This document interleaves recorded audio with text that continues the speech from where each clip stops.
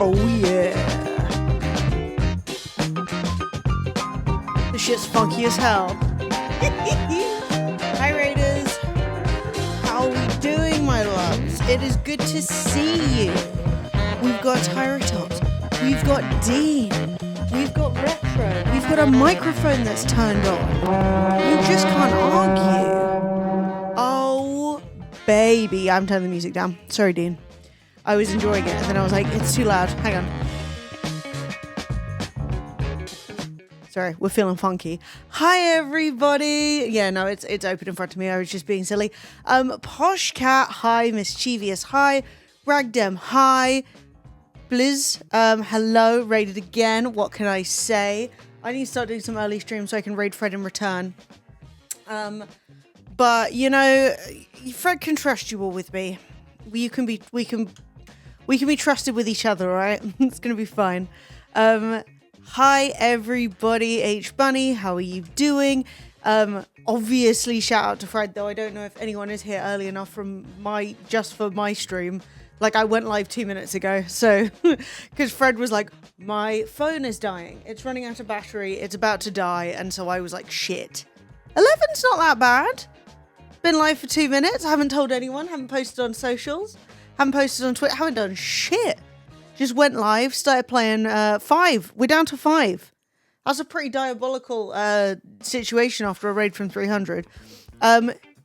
You're definitely going to go to the Pirate Festival next year for longer? I love that. Yeah, no, Fred knows. Fred knows. Of course. Like, look. I messaged him during his stream and I was like, hey, if you need someone to stop off and dry off, you are welcome to come around here. Delightful. We're good. We're saving ourselves. I will say, yeah, been live an entire 4 minutes. Hello, if you've never met me before, my name is Emily. We play games over here. We talk about things. We do things. It's a fun time. I actually have some little small crafts I need to do with you guys. I've got some things I need to discuss. good, dramatic, ridiculous things. And then I got a new scary game. I don't actually think the game's new. I think it's just had an update. But they sent me a key, and I kind of fancy getting scared today. I think it would be fun. And I think you guys deserve to laugh at me being scared. So I think as the sun starts to go down, we can get into spooky stuff. And I think that'd be really fun. But yes, the only thing I will say is, despite the fact that the stream just began, I am going to leave immediately because I've got a coffee set out there that I was just finishing. So I need to go and grab my coffee and then come back and sit down. Can you all handle this? Okay? That's okay. I forgive anyone who can't stay, but if you do follow, I appreciate that tons. Zaria, thank you so much. Mad Baz, love that. Coffee is very important, and usually I start the stream with a minimum of 3 beverages. But today, I have...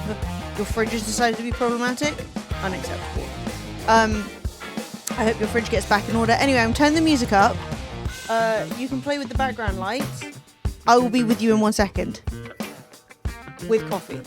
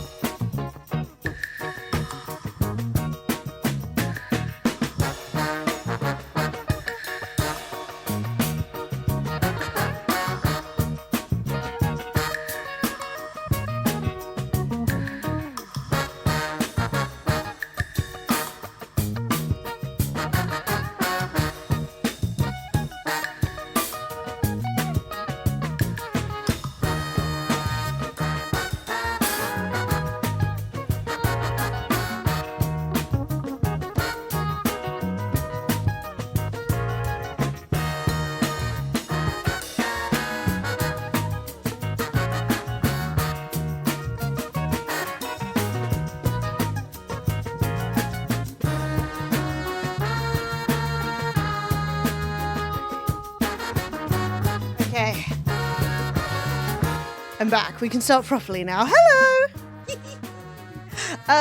Ooh, that one's pretty. I love that. Frisky Frog, thank you for the 13 months. That is unbelievable.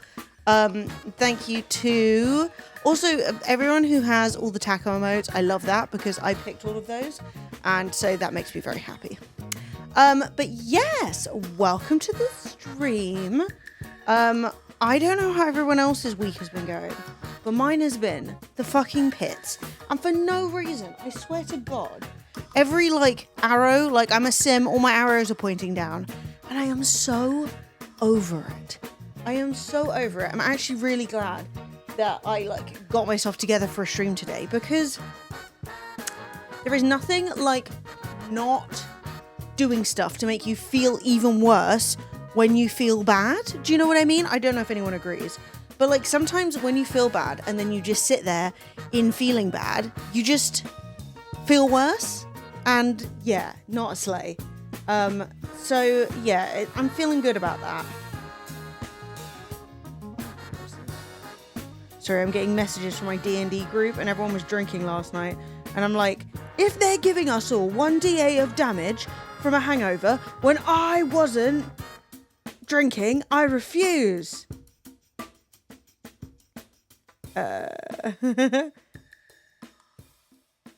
Okay.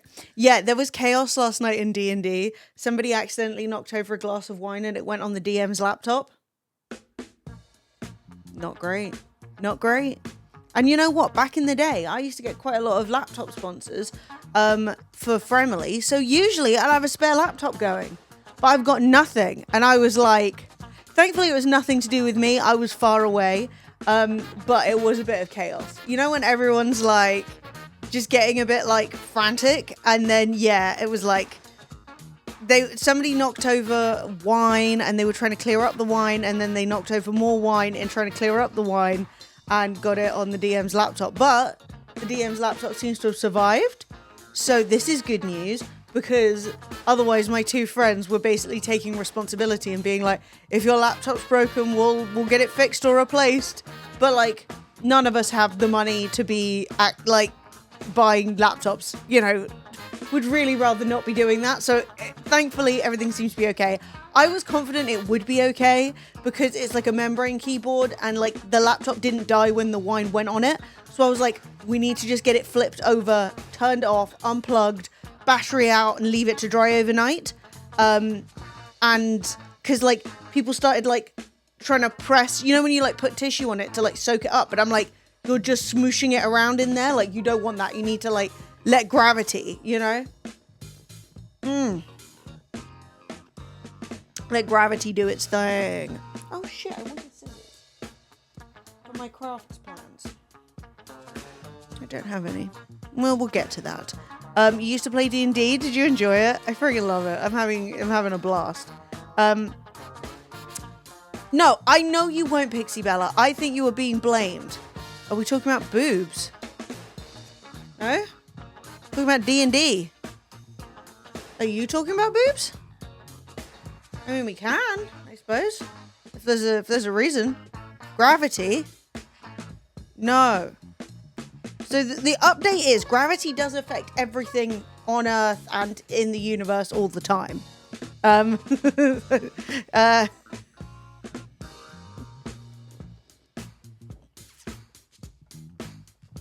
see. No, I was talking about how some of my friends accidentally spilt wine on a laptop. And then they were like trying to absorb the wine out the laptop. And I was like, don't do that. Flip it over. Let gravity take it. And obviously, do you just sit and talk or do you play games? No, I play games. As I said, today we've got a bunch of different topics that I wanted to discuss. We have CEOs getting fucked over. We've got weird stuff happening. Graham Linehan's been arrested. All kinds of different stuff I wanted to discuss with you guys. A guy got scammed because he thought he knew Mr. Beast. It's a lot of drama. And then I have a scary game that I want to play today. I heard some good news from Whitby. There was a proposal between two of the cosplayers. That's so cute. That's so cute. And that is also so cosplayer of them. And I love that. I've done IRL streams a lot in the past. I haven't done them on my own. I used to do IRL streams quite a lot with Fred. Especially like back in like the early days of IRL. But I haven't got a particularly good setup for doing it. And also I know for a fact if I walk around on my own as a woman, just weird dudes are going to be bothering me the whole time. And it's going to be really annoying. So like if I'm going to do IRL, I definitely want it to be like for something I'm really excited to IRL. I work as a chief sales officer. What's a chief sales officer? Sorry, real streamer talk. I assume that's an important job. Selling what? Ads, maybe? I guess if you're on Twitch, they'd be selling ads. Hey, Cuppy K, how are you doing? But yeah, I've made this big list that I want to. So I have an idea. I have a plan. I have this, which actually was a candle that I bought from TK Maxx. And it's like a cherry. And I melted the candle out of it because it smelled like crap. And so what I want to do in one half of this is write down like cute ideas for when you're feeling crappy and sad, so that you can pick one out and be like, oh, I'll do that. And it will like try and help break you out of feeling crappy and sad. Do you know what I mean? Head sales for APAC. I don't know what any of that means. What's APAC? APAC. AP. It sounds American. PAC. Asia Pacific. Right.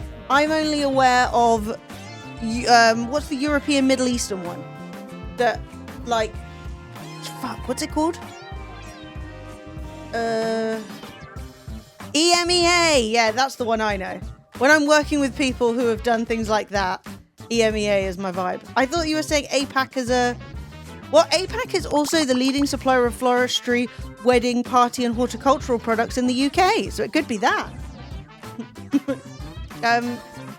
Kansas Law Dog. Was there a sound? Did we hear that? I don't know. Ooh, sorry. Kansas Law Dog. Thank you so much for the 13 months. That is so appreciated. You missed the D&D on Sunday. That sucks. I bet it was like hard to get in though. I bet there was a lot of people. Yeah, and I don't have a real job. You know what I mean? I've not been gainfully employed. I had lots of jobs back in the day, but I've not been properly employed in a long time. And when I do speak to people with acronyms, they're usually just going, hello, content creator. We want you to jump around in circles for £5. Will you do it? And then I say yes or no. Play therapy training. Apex get me some interesting stuff. Trick of the trade. We're so used to using it. Fair enough.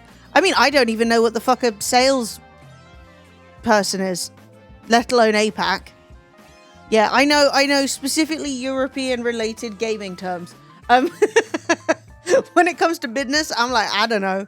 But I will say the drama has been cracking me up. So we have 2 cases of drama. Now, this is my personal favorite because honestly, I think it's so delusional. And some of you guys might have seen this if you still use Twitter. But this guy called Eric, who is the founder of Great.com and the co-founder of Catena Media. So that's an advertising agency. And what's Great? Great.com is something Swedish. Is this slots? Casinos? Find casinos where you have the best chance of winning. What the hell is that? Great.com is the world's first casino affiliate that donates 100% of its profits to charity. We're gambling on our ability to drive significant revenue in the online casino industry so we can drive significant change in the world. That's the worst. Okay. I think that is the worst business idea I've ever heard in my life. So I play slots and get addicted to gambling, and then they give a portion of the money they get from sending me to the slots website, they give that to charity.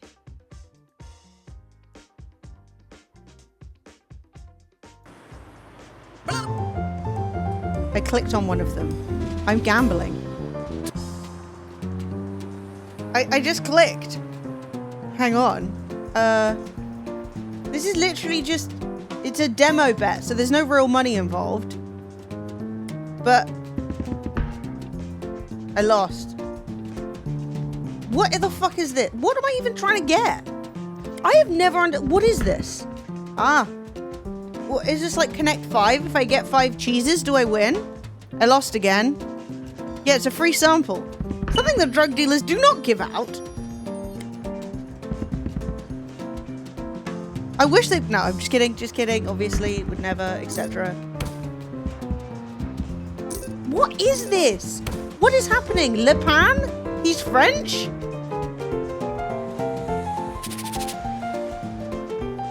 Do I love crypto? No? I don't even know what's happening. What the fuck is this? Dude, no wonder this man got scammed. This is not good. I've won €1 and I've lost €9. And I have this guy, this French raccoon. Ah, that one didn't win. How do you know when you've won?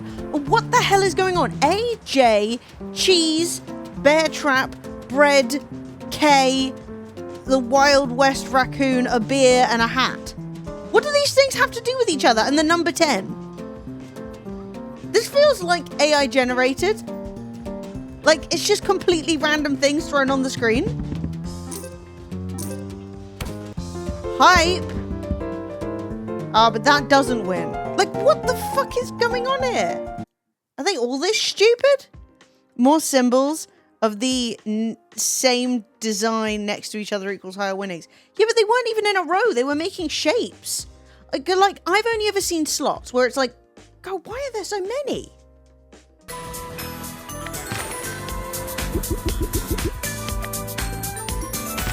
Once again, place my bets. Autoplay. Wait, I can buy like loads. Okay, so if I make that shape, I get $2. But why doesn't that count for anything? Or this? Right. So for this one, click the blue buy super spins on the left, enter a bonus game and watch the wins. What? Hang on, I'm going back. So this, wait, this isn't even the same game, is it? No, it wasn't Sweet Bonanza, it was Sugar Rush. Pay attention.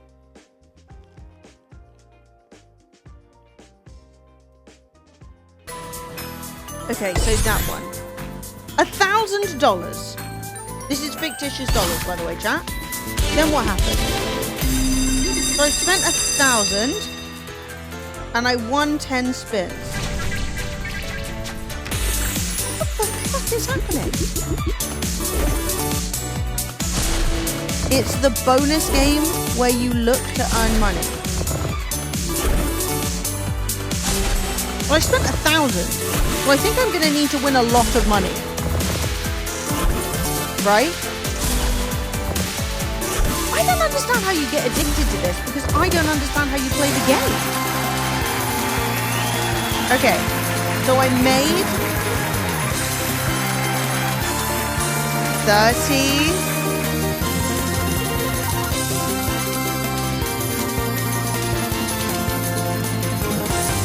I made 110. Okay, so currently I'm $10 up. This is so weird.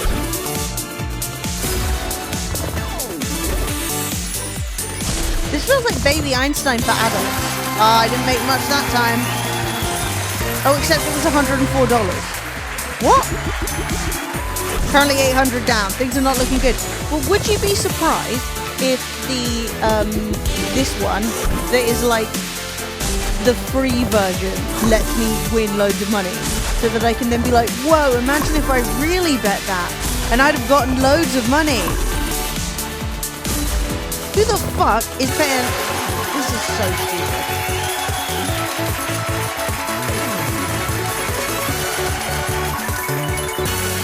Oh, I made $1,000. Oh, I'm actually doing great. You don't need to worry. Okay, well, good news, chat. I made loads of money. This man, who is a genius, by the way, invented this site where you can gamble for free and then gamble for money, and then some of the money from the gambling, or the money from the gambling, goes to charity. What is it? So its profits go to charity. So obviously that does depend on how much this man decides to pay himself. Because what if he pays himself all but £10 and then the profits are £10? And then only £10 goes to charity. Well, the good news is, this man just got in. Wet doesn't cover it. Yeah, wring out your pants, and then I can't even imagine. Wrong account? Oh yeah, that is true. Wrong account. Get on your proper account.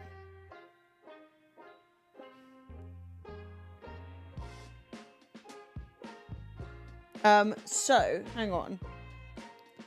This man, the inventor of that marvelous website that we all just experienced, Eric, tweeted this out, and it blew my fucking mind. I got scammed for 1.25 million. Now, I just want to say, assuming that he makes a fair amount of his money on this great website that's donating to charity, he seems to be taking a fair amount away himself. Do you know what I mean? Like, he's like, I run a website that funnels people to gambling, but some of it goes to charity. Anyway, I got scammed of 1.25 million. I'm like, oh, he's paying himself a humble wage, I have no doubt. You saw my tweet about this last night? It's so unhinged. I feel ashamed and stupid. Okay, that's fair. People get scammed. You know, scams can affect anyone. One of the worst ways of, like, making yourself open to scams is by assuming that you're too smart and you would always notice. So the story starts with me getting a phone call from Mr. Beast and Mark Rober, who is this guy. I don't know who he is. They ask him to donate money to Team Water, which builds wells in Africa to help people get clean water. I'm surprised by their call. We've met before, but haven't spoken in years. I take a few days to think. I focus on learning more about the water crisis in the world. Right. I decide to donate $1 million. Now, like, sure, go and think about it, but let's be honest. I don't know how much you need to know about people not having access to clean water.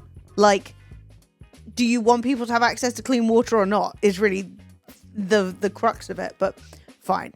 Mr. Beast gets excited about this and tweets to the world about the donation. Now, I want to know where he saw this tweet, because I'm going to be real with you.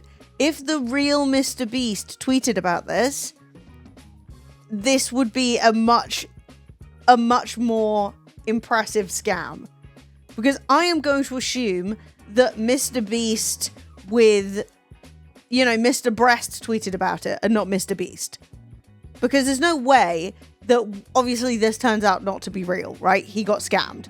So there is no way that in that scenario, it was the real Mr. Beast, right? Have you read the full story? Oh, I have. I read this a couple of days ago. It's me, Mr. Breast. Literally, I need to find out whose tweet he was looking at. So he decides to donate $1 million, right? Mr. Beast gets excited about this and tweets the world about the donation. I'm proud and excited to be a part of this amazing campaign. Great. After about a week, I get a message from Team Water on WhatsApp on my personal phone number. They're excited about the donation. Oh my God. I get it now. So he really did donate money to Team Water. Hang on. Wait. That's the wrong thing. Wait. So he really did donate money to Team Water, but then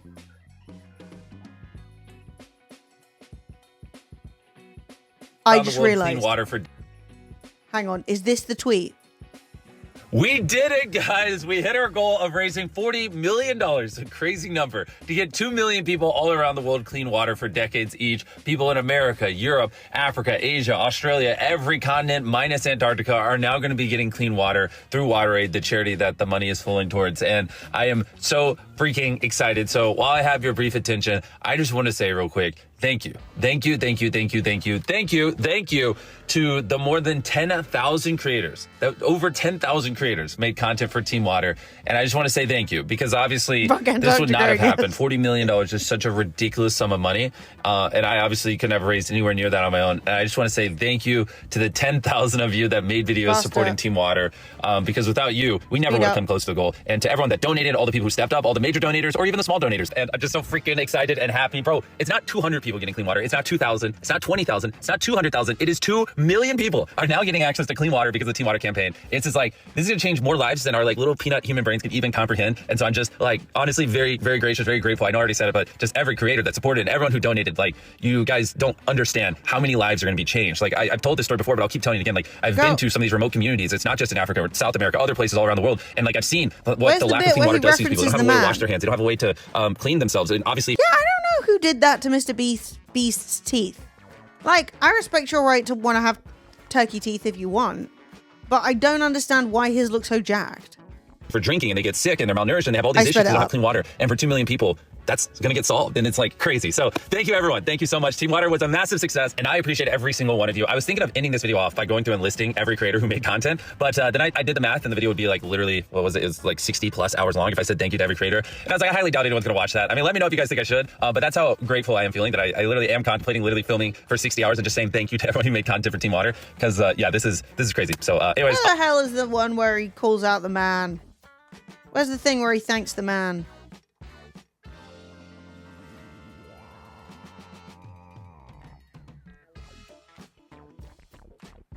Hang on. I'm going back on Eric's account. Maybe Eric will have retweeted it because he had retweeted that post, so I thought that's where Eric got his shout out. Right, so this is the tweet he's talking about. He got a tweet of Mr. Beast. Eric from great.com just donated a million years of clean water? Got what? Okay. Well, whatever. I don't need to understand how that works. But what I do understand is, okay, he donated 1 million years of water, and that's loads of money, and that's great. Cool. Why not? So he did get a legitimate tweet from the actual Mr. Beast. Because this was actually one of the things that confused me when I originally read it. Because I was like, well, if you got scammed for 1.25 million, why is there way more than 1.25 million being discussed in this post? But the original donation to Team Water is real. The real Mr. Beast did say thank you. He gave a squillion years of water. Everyone's going to be super hydrated.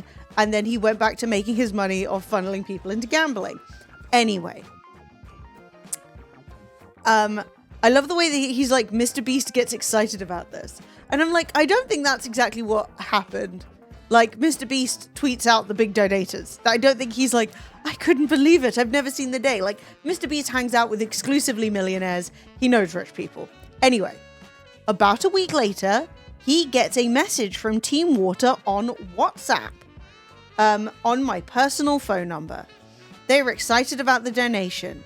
They invite me on a trip with top donors to Africa to see wells being built, and they stay for a few days for a wildlife safari. To go to Africa and see wells like this being built is a long-time dream of mine. I mean, the funny thing about that is that if you went up to any like water charity and you said, hey, I'll give you 1 million, can I see a well being built and go to Africa? They'd be like, yeah, of course you can. Like, this is what I'm saying. Like, all my life, I've wanted to see a well. And, like, I've wanted to go to Africa. Okay, go. People go all the time. I've been twice. Go to Africa. Off you pop. It's not that difficult. There are tons of places. There's loads of tourism. What do you want to see? You know? Like, it's not great times to be had. You got a huge continent to explore. You've got all kinds of different fucking mountains and waterfalls and lakes and fucking ancient stuff and history and modern stuff and whatever you fancy. Yeah, I had to do research on the water crisis. Also, I wanted to see it all my life. I'm just a bit confused because, like, 1 million is enough to get the attention of most any charity. And for something as simple as, can I see you doing your work on the ground? They'd be like, yeah, sure. Like, charities, big charities, specifically have people on the books who work with the big donors to keep them happy. You would be a big donor. You send that email and say, hey, here's 1 million. They'd go, yep, we do this all the time. We are constantly flying out rich white dudes to see a well being built. It's literally a daily thing. We actually have a stunt well that we dig and fill and dig once a week for a bunch of people to come and watch, you know? Yeah, like, the reality of it is that, like, this is not some big impossible ask. It's not the 1800s where traveling from Sweden to Africa would be some work. Like, there are flights leaving from Sweden today that will take you to various parts of Africa, you know? So anyway, it's kind of very much the, like, Africa's being seen as, like, this, like, wild, untamed land, which are like, you know, is like so difficult to get to. And it's like, there are major airports all over. What do you want to see? So anyway, he has never dreamed of being able to see somebody dig a hole in Africa. It's pretty incredible. That's not to discount wells, by the way. Wells are awesome. Fucking love a well. All right. Clean water, lit. So he's in a WhatsApp group. Mr. Beast is there. He's hitting Jimmy. He's hitting the Jimmy by this point. They're a close personal friends. Jimmy, Mr. Beast is in the group. So is Mark Rober. Is that right? Yeah. Robber? Whatever. And some well-known billionaires. Oh, we've got Eddie from Steak. Great. The Shopify CEO. Why does he look like that? No commenting on other people's appearances. And Aiden Ross. Oh my God. When you're put in a group chat with some of the worst people in the world, we absolutely love to see it. So he is shocked. He cannot believe it. He's in the group. He feels like a 13-year-old boy wanting to fit in. Eddie from Steak. Will you love me? I'm into scams too. I'm not saying that that's true. That's just my opinion for comedy purposes. Aiden Ross, will you sniff my chair? Anyway, they're all chatting. There's good banter. The banter is flowing. Eddie from Steak, Aiden Ross, Hitler, all the big players are in here, literally. I find myself writing a message and deleting what I wrote because I didn't feel cool enough. Oh my God. You're not cool enough. All right, what's the tea? This man got scammed for 1.25 million. He's a CEO and he's embarrassing himself on Twitter and we're reading it. Yeah, he just wanted to be in the group chat. Come on, guys. He'd write it again, then delete it. I can't believe I'll be traveling with these people to Africa. What the fuck? Why would you possibly believe that Eddie from Steak and not Mr. Beast, Eddie from Steak and Aiden fucking Ross give enough of a shit about Africa to travel anywhere? Hope he feels cool now after this post, honestly. So it's Friday. He's heading away for a weekend trip with a bunch of his friends. And guess what, dude? You have real life friends. Stop being impressed by Aiden Ross. You have friends. Spend time with them. Okay? Just turn your phone off. So, he's been looking forward to this trip for months. He has a packed schedule. He's very excited. On Saturday, Jimmy writes in the chat and tells us about this other opportunity. Oh, this is now a money-making chat. He's signed a deal with Coinbase, one of the largest crypto exchanges, and will launch their own crypto coin. We have the joys now of the Mr. Beast X Coinbase cryptocurrency. It's happening, or is it? As part of the marketing collaboration, Jimmy has gotten a chance to buy early on this coin. It was not even a crypto charity. He just thinks that, I'm gonna be real, he just thinks he's getting in early so that he can rug pull. As a thank you to everyone, he wants to extend this offer to anyone who donated over $1 million. Well, actually, you only donated $1 million, so I think you shouldn't have been included. $1 more and then we'll let you in. Everything is secretive, and it's important to act fast. This is the number one sign something is a scam. The minute they're trying to rush you, you're being scammed. Just say no. The minute it's like, there's only a certain amount of this left. Like, how many times have you been on a website and you're like, oh, I wonder if this is a legit, like, clothes website. And then you'll see they have a countdown for their flash sale. And then you're like, it's a scam, and you close the tab. That's what you do. Okay? The minute that somebody's like, act fast, it's like, right, this is where I should have stopped. Yes. When someone needs you to act fast, it's often to get you to do something without thinking. But I didn't. Everyone on the chat gets excited about this. Lemons, if you needed £500, I would give it to you. I don't have it currently, but I would give it to you if I did. So look, if you were like, it's a crisis, I'm there, babe. However, if you're trying to get me in a pyramid scheme, I'm still in. No, I'm just kidding.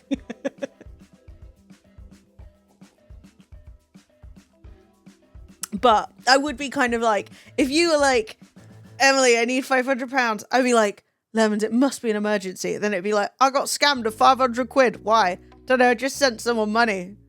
That's kind of your own problem, innit? Anyway. He doesn't know much about crypto, but the 13-year-old boy in me wants to belong, and if they're excited, I want to be excited. I love Lemons. I've known Lemons forever. If Lemons came to me and said, I'm in a crisis, I need £500, I would be like, that's crazy. What the fuck's going on? But, you know, in this environment, in my imagined world, I've got loads of money. Like, I've been a sad gal. I don't have any money right now, but we're going to increase our happiness and therefore our productivity. Anyway, he also doesn't want to be the only one on the trip to Africa who didn't join the investment. Can you imagine how embarrassing it would be on the hike? I mean, he seems to think it's going to be incredibly difficult to get to Africa. He's on the long, arduous journey to land in Nairobi. And he is, he's quivering at the idea of being left out of the cool guys group. It's so embarrassing. No, I know you're making a joke, Lemons, but I was like, if Lemons said she needed £500, it'd be a crisis. It'd be really bad. What's going on? Yeah, no, my brain just went into like, oh no, I hope she's okay. It's literally a joke, babe. Get a grip. So I find myself calling a crypto friend, telling him about this. He says that if Coinbase is launching a coin and we can get early access, it's a sure win. I get even more excited. I'm also distracted. I want to be in the cool guys group. When are we hiking to Africa?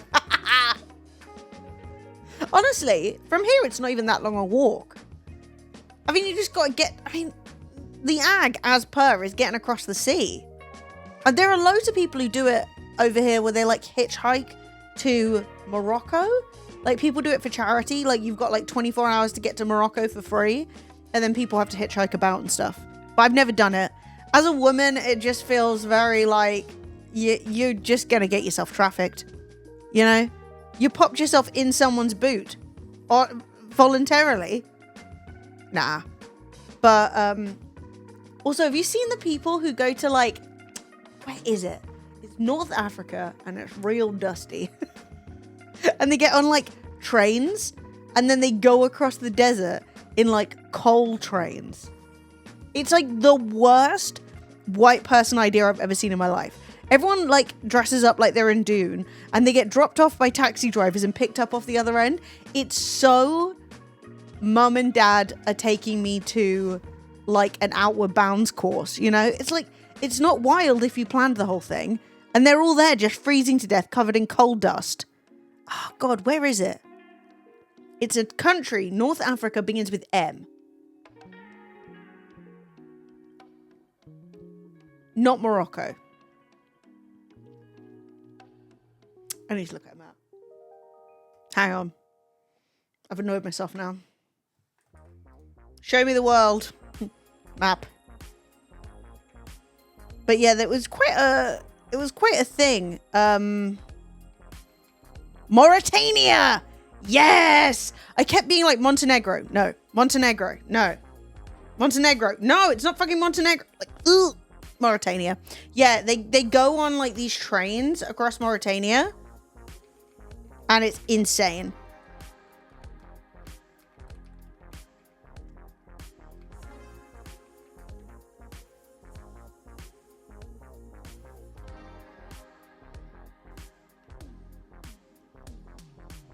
Yeah. So it's like this, right? And they hop on these trains. Look at all these people. Guys, this is too many. Like, I am not someone who likes to judge people based on, like, their race. But this is all white people for a fact. What are you guys doing? Stop. This is not fun. You should not be sitting here. Don't do it. Like, what the fuck? Look at this. You're covered head to toe in coal dust. It's fucking freezing cold. It's boiling hot. There's no food. There's nowhere to sit. It's just awful. Oh yeah, the iron ore train as well. Like, I'm sorry. That's deranged. It's just... I'ma just take a little lay down on these rocks. Yeah! Like, can you even imagine? And the train driver's like, fucking 52 Gareths have climbed on again. Zoe! Thank you so much for the Prime sub. You are an icon. But yeah, you know, we could have popped this guy on there if we'd have been interested. It's really long, though. Like, it's a hell of a fucking train journey. Like this, look at this. This does not look fun. There's got to be a better way. But anyway, Zoe, thank you so much for the subscription. You fucking rule. Enjoy. Oh, fuck, I was going to put ads on. I forgot. Well, as of next stream, enjoy your ad-free viewing. I will write that down. But yeah, so let's go back to what's his bobs. Not traveling across, not going to Africa. F in chat for that one. Speaking of trains. Aw, thank you very much. Thank you for the little hype train. Frisky Frog, Zoe, and Fred, our most recent supporters. Very kind of you. So, right? He is off on his weekend away with his friends, but he's heard that he is getting a bit of insider trading, okay? He's got the inside track on the new Coinbase Mr. Beast coin. Gareth, David, William, Boris, Nathaniel, get out of the coal for fuck's sake. That's actually so good. When I was a teen, my granddad would hitchhike to the tavern. I'm not gonna lie, you know it's old school when there's a tavern involved on one end of town. Eat breakfast, hang out until they started serving drink until they started serving drink until they cut him off. Hitchhiked into town, drank at 3 other bars until they were shut down. Hitchhiked the gentleman's club, drank until they closed. Then hitchhiked back to the first tavern and ordered breakfast again. Okay, not only does that sound like a fun fucking night, alright? But here's the thing. Who's got the budget for that level of drinking this day and age? You know, I could do that. Admittedly, I'd probably just get the bus. But like, you know, they charge you a £5 cap for the bus. I could go from place to place. I don't have the budget. I want to start with breakfast and then drink and drink and drink and drink. Admittedly, that's pretty much just a hen do. What you've actually described there is a hen do with slightly fewer penises. Sneaking bottles in? Literally. It's actually always been a pretty blessed thing. I'm a very curvaceous woman, and I used to be able to put all kinds of things down places. I had a truly cursed New Year's once where I snuck into quite an expensive club with 2 hip flasks of gin. Have you ever drunk body temperature gin out of an unlined metal pound shop hip flask? Not only was I probably absorbing a great deal of lead and other heavy metals, but also it was hot. His business burns down. They sold the burnt out structure and the 30 acres of land. His business burned down? That's so sad. I love fire, but not when it works against you. That's very sad. F to Granddad's business. I hope he bounced back. I'm sure he did. He sounded like a hardy man. Anyway, right? So, he goes... I'm confused, right? What the fuck kind of Fred... Not hot gin. Hot gin. Hot gin, literally. Well, I was planning on buying mixers and then just pouring the gin in, but the queue at the bar is too long. So I was just drinking hot gin. I can still remember the taste in my mouth when I woke up the next day. It's going to haunt me for the rest of my life. You know, and there are like all the moments of your life where, you know, like, let's say you're dying, right? And you get the like little flashes of moments where you're like, oh shit. Long bar queues are so a thing of the past. Where you're like, this happened, that happened. One of the things that my brain will drag up when I'm dead at whatever age, you know, I'm taken, will be the flavor of that hot gin in my mouth 12 hours later when I woke up like, diabolical. He was 92? Fuck yeah. That's a hell of an age. That's old as hell. Positive. He sounded like he had a good time. You see, they tell us drinking's bad for you. And then listen to Grandad, 92. I mean, this is obviously a, what's it called? Like, confirmation bias. The one guy who makes it to 92 and drank 16 drinks a day in his youth. Doesn't mean that everyone's going to make it, but still, I have hope. You had your first Guinness at 5 or 6? That's actually really cute. I think that is a good way of letting kids, like, kind of, like, not always, but I do think it can be a good way of letting kids, like, not imagine that alcohol is, like, this amazing, delicious thing. Like, Guinness looks quite appealing, but it's very, like, bitter and heavy, and I can imagine if you're, like, 5 or 6, you try that, you're like, ugh, that's rank, and it's really going to put you off. You're going to be like, until you're grown up, you know? Until you're older. And when I say grown up, I mean, if you're living in Scotland, about 14. So, I am a bit confused about this idea of his weekend away with his friends, where they're going to workshops. Am I out of touch? Do you go to workshops with your friends on a weekend away? And I mean that with all sincerity, because I wouldn't. Like, if I'm going with legit friends, like, sure, I'd go to a music festival.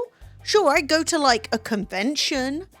But, like, the idea of being like, finally, a weekend away with the boys. Let's hit the workshops. I don't know. Oh my God, your teacher spiked the OJ? Yeah, when I was in 6th form, so like 16, 17, we just got given a lot of free wine from an event. I was like deputy head girl and like head of a schoolhouse and stuff. Now, so we had to like meet some, I don't know, people and, you know, shake a few hands and whatever.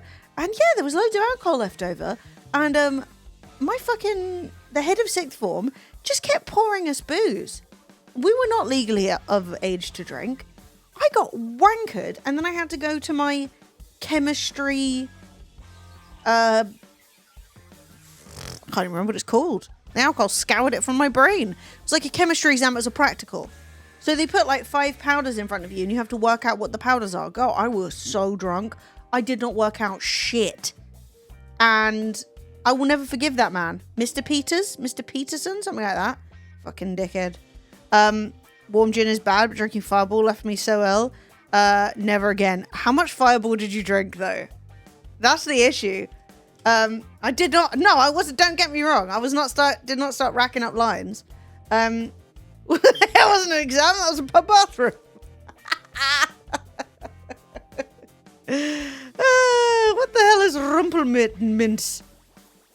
Okay, I'm going to be real with you. If it's anything that's extremely sweet, if it's anything that's like a schnapps, you'll discover a schnapps. You'll go, wow, this is delicious. I love this. I'm going to drink it all night. And then you'll never do it again. Never, ever. 10% off and free passes to a water park. And they wouldn't allow my mum to go because her husband wasn't there. Wait, what? Your mum... 10% off and free passes to a water park. Great, love that. But why couldn't your mum go in without a male... What country are you in that your mum can't enter a water park without a... without like an older adult? Like, where's your husband? You can't be trusted. You know, if women go over 30 miles an hour, their uteruses shoot out. These are just the facts. Your hysteria will kick in, you know? Anyway, so he goes for a great time for a workshop with the boys. He's all in his head. He keeps thinking about the investment.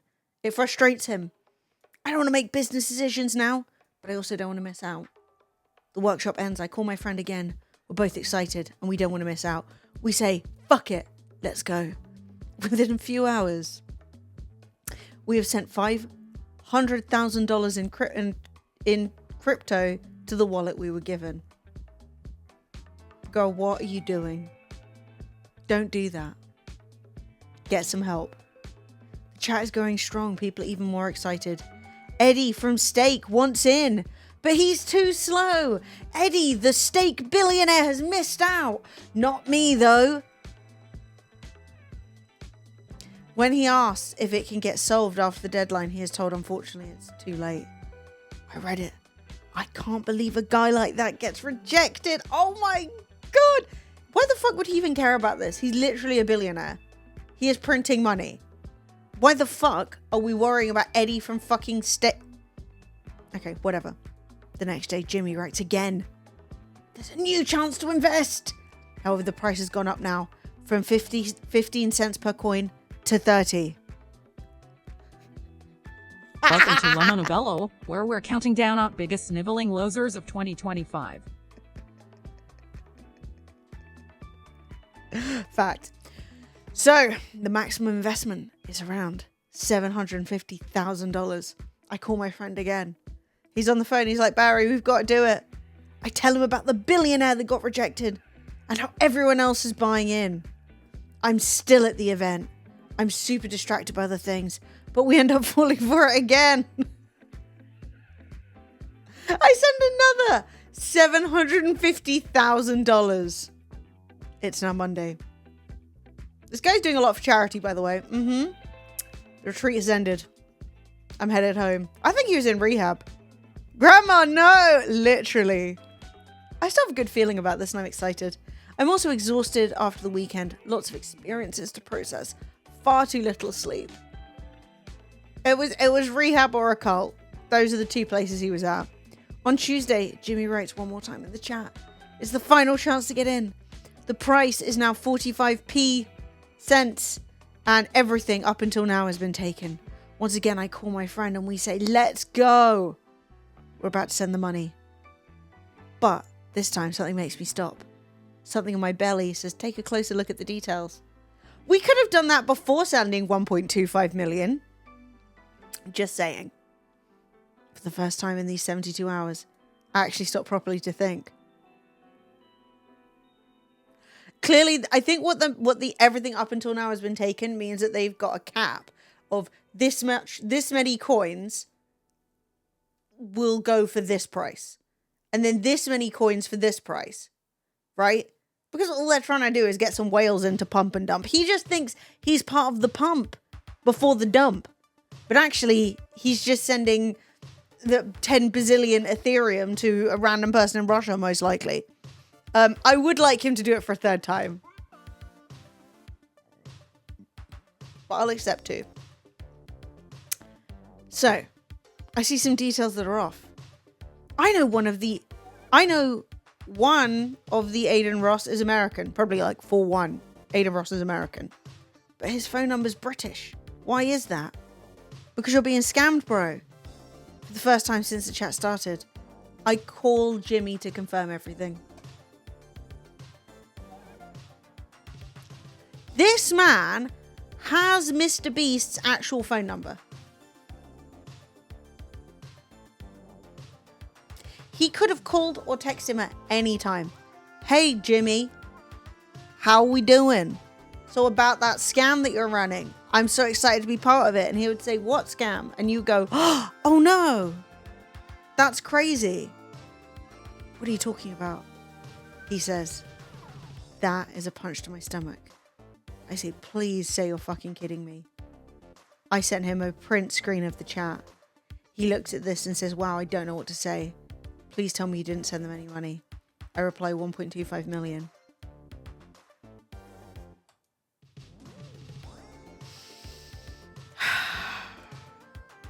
The first phone call from a few weeks ago was Jimmy, the real Jimmy. Jimmy is Mr. Beast, by the way. He just loves first naming him. The fundraiser for clean water was Jimmy, the real Jimmy.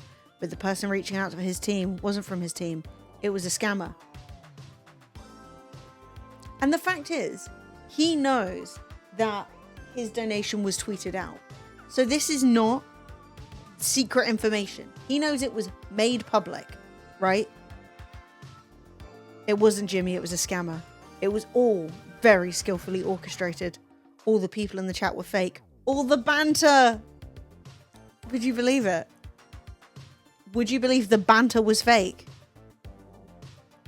Hi, Aiden, ignore my UK number. This isn't a scam. Hey, up, it's me, Hayden Rosbrough. How you doing? Me old mucker. The trip to Africa was fake. I feel the shame inside of me, the regret, the sadness, the anger. I've been fooled. I so deeply wanted to belong in this group that I acted way out of character. I trusted Jimmy. I followed the peer pressure of the billionaires and superstars. This is the thing, right? A scam. Like, dude.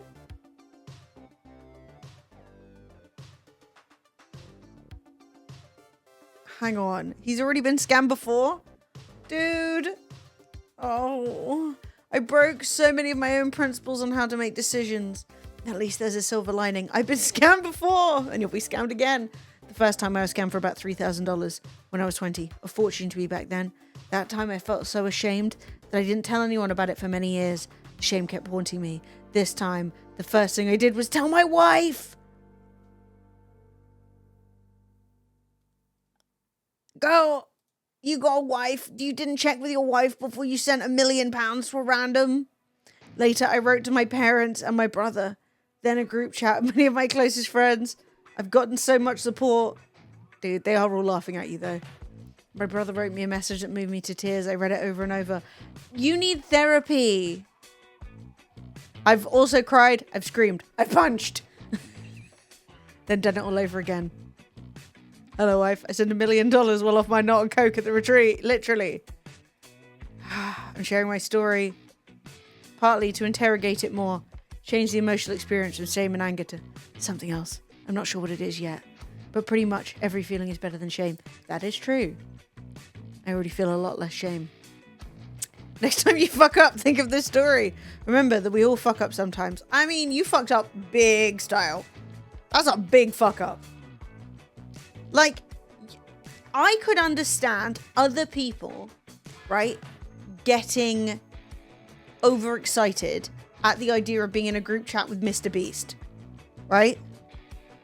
Make feeling shame great again. I still believe Jimmy and Mark are amazing. Yeah. I'm not to say that Jimmy and Mark are or aren't amazing, but I'm just saying the idea that this should in any way impact your feelings towards people who were not in any way involved. They had nothing to do with this. Like, at all. It's like someone running you over and me being like, I still believe that... I'm trying to think of someone who's not a cunt. Everyone in my head right now is a cunt. Who's a good person? I can't even think of like Gandhi and Mother Teresa because they both got massive issues. You know, I get run over by fucking bus driver and I'm like, Keanu Reeves still seems nice. You're like, yeah, babe. What's that got to do with anything? John A. Carmaker. Mandela. You know, Mandela. Nelson Mandela was a good man. But like, truly, one of those things where you're just like, okay, because they had nothing to do with this. So this is the amazing banter. Team Water, top G's. And he's like, it's me. Finally. In a group named for fucking, shit. What even is that man's name? Romania's Most Wanted? Andrew Tate. You've named a group for Andrew Tate. And he's like, yes. I'm hanging with Aiden Ross. Fucking great. Mr. Beast, whose picture is his logo. Love that.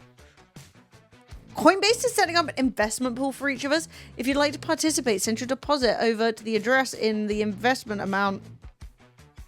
I told you it was ETH. And an email address to the Ellie.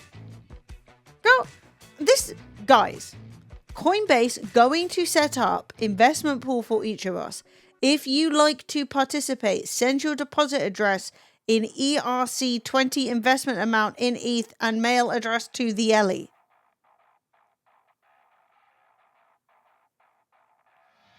Will do. Thank you for the opportunity, Party Popper. Ellie, I will send it when I get home. Mark, Toby, and Aiden, please send me your ERC20 address and other details. Give me 2 hours. Not only is everyone in here spelling everything wrong, But also, is this the hype? One party popper?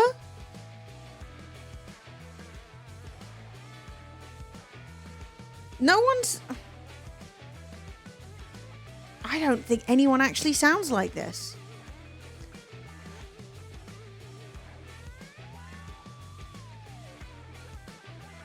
Oh my god, he posted his brother's thing.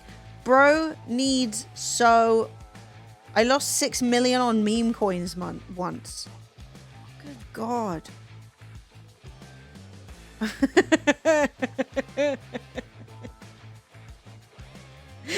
just like, it's me, Jimmy, send me some money. Oh god. Anyone who gives us information that leads to an arrest? I don't think that's gonna happen. Like, I'm pretty confident that's not gonna take place. You got scammed because you wanted to participate in a rug pull. Literally. And like, is this not like, is this normal?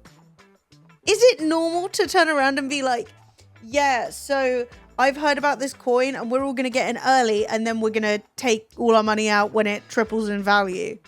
Like, you got invited into a scam and then you got scammed. But like, I still don't even understand the point of his shitty website. The go on my website and gamble. And like, he's going on about giving money to charity. But like, he's clearly paying himself millions and millions and millions to do what? Run essentially a front, like, all his website does is take the money that you get from sending people to gambling sites and then give it to him. And he's like, I came up with this brilliant idea. It's called affiliate marketing. Like, we all know that. The whole thing is so fucking insane and stupid. Stop being so fucking greedy for 3 seconds of your life. You know? Like, he was out here trying to do the exact same thing. And yeah, scams suck. And yes, they'll often offer you things that are incredibly exciting. And like, I've got nothing to hydrate with. I do need to go and get some water. Coffee's gone. Actually, I've got one more sip.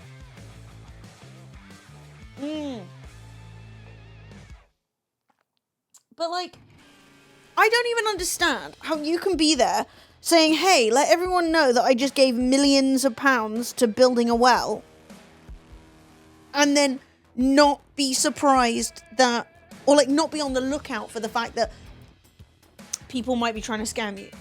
You know? Like, Mr. Beast already called you. Why wouldn't he just call you again? The letter from his brother is 100% fake as well. Honestly, it's so weird.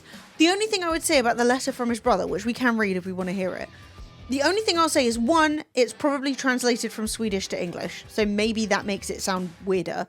And two, if you've got an idiot millionaire brother, you probably want to keep him sweet too, so that he starts giving you millions. I'm not saying his family don't have money, but I'm just saying, if you've got an idiot brother who's just throwing millions here, there, and everywhere, you're like, come on, baby. I'm opening a new business. Who wants to invest? Okay. Hang on. We can read it. This is my brother. Translated by the almighty GPT. Eric, you are so embarrassing. You need to go away and get a personality that is your own. Okay, that is not prescribed by things that you think Elon Musk might like. And then you will be happier. Being whoever the fuck you actually are is going to make you so much happier. Then when literally the worst people in the world all put you in a group chat, you won't be excited. If somebody put me in a group chat with fucking Aiden Ross, I'd be like, I need to buck my ideas up. If people are associating me with this cretin. Lemons, I'm so in with you, babes. I'm so in. Little brother, he says, this fucking sucks. But one of your admirable qualities is your positive view of people. Your starting point is that the world is a good place. With that mindset, sometimes you take a hit. The alternative would be to be suspicious, to never trust anyone, to just be bitter about the world. Yuck! Ugh! That's a lonely and boring world, trust me. I know how dark life gets when you're bitter about the world. Why do we all talk like this? why? This isn't normal, right? If I was like, oh, one of the things I love about you is how optimistic and hopeful you are. I know what it's like not to be those things. Yes, we all do. If you're an adult and you're not 15 and like edgy, we've all experienced times of like feeling like not optimistic about the world or feeling like nothing good is going to happen. The idea that you're like, trust me, I know. Okay. Today, your view of people has taken a hit. Sometimes someone is working hard to make you change. And sure as hell, it's easy to get bitter and shut yourself off. But they don't know who they're dealing with. They don't know you've inherited dad's enormous stubbornness and mum's big heart. As if some, damn my words, parasites could stop you from making a difference. Is that him apologizing for saying damn? Sorry about my... Sorry. You want to make the world a little better. To share yourself, your smart ideas and your successes. You're open in a way that few in your position are. What position, babe? Running a fucking affiliate website? Okay. And even if you take a blow, I assume. Yeah, a blow. Now and then. I'm convinced it's the right way to go. Right, because it feels amazing to help others. Right, because you actually do make the world better. Who the fuck speaks to their family like this? This sounds like the third act of a youth like YA novel where they're like, we're going to overcome our difficulties through the power of friendship. Huzzah! This feels so impersonal. Does your brother even know you? In this case, it's the thought that counts. You wanted to help others, and you can be proud of yourself. You could have given that other $1 million straight to Wells. You could have spent the $1 million on Wells and then taken 10 grand and gone and travelled around Africa to visit the Wells. You could have said, hey, Mr. Beast, where's my well going? I want to go see it. Some would say it's stupid to trust people. That the world's an evil place where everyone thinks about themselves. Generate me a letter to my brother. Yeah, after he got scammed, literally.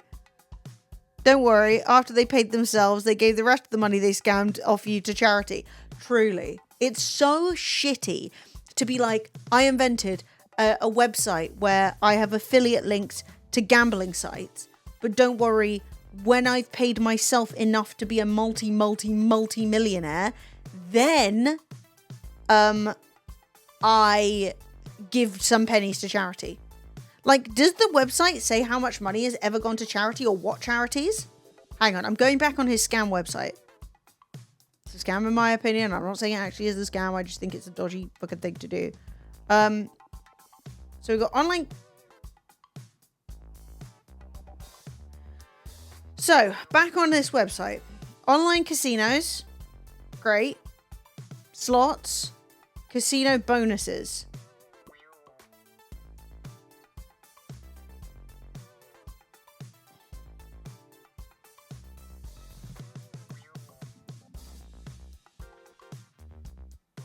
What charities?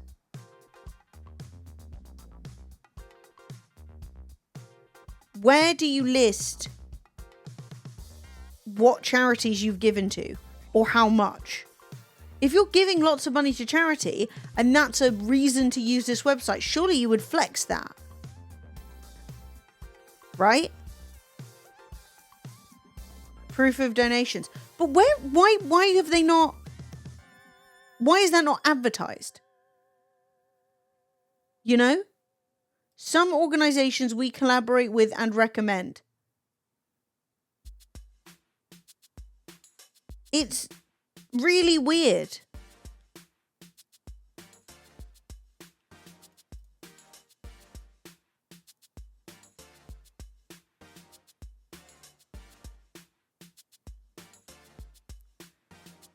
Okay, so this is really a strange thing to say. Imagine a pile with $1 million in cash This may seem like a weird twist in the story, but follow me for a second. I promise it'll make sense.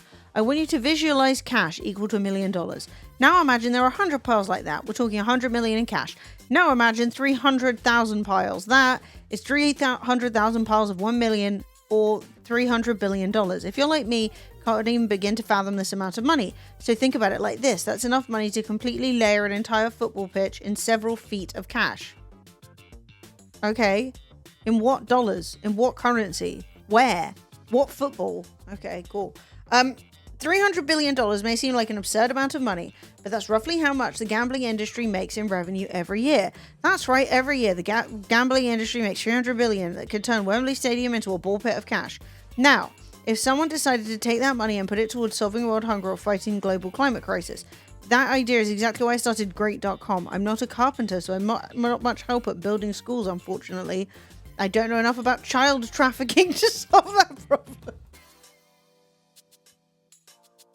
That's such a weird way to say it. He's not an experienced child trafficker, so that's good.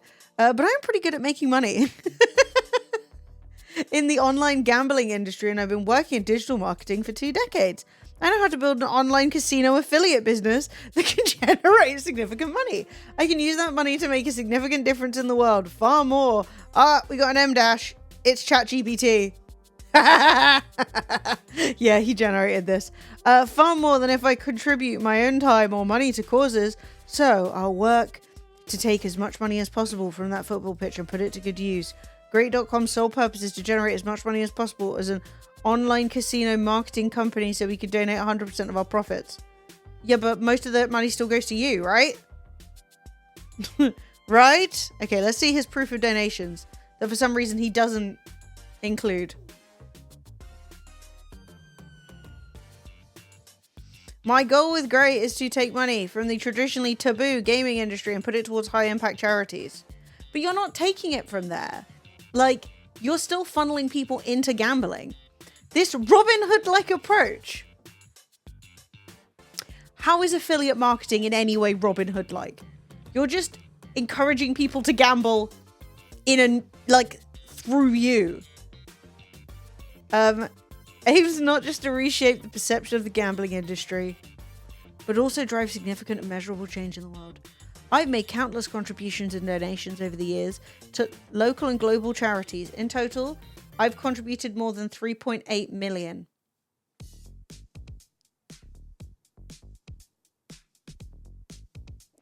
That is not very much money. 3.8 million, but he's got enough to randomly send, 1.2 million in fucking Ethereum to a scammer. He got scammed of half the money he's ever donated. That's crazy.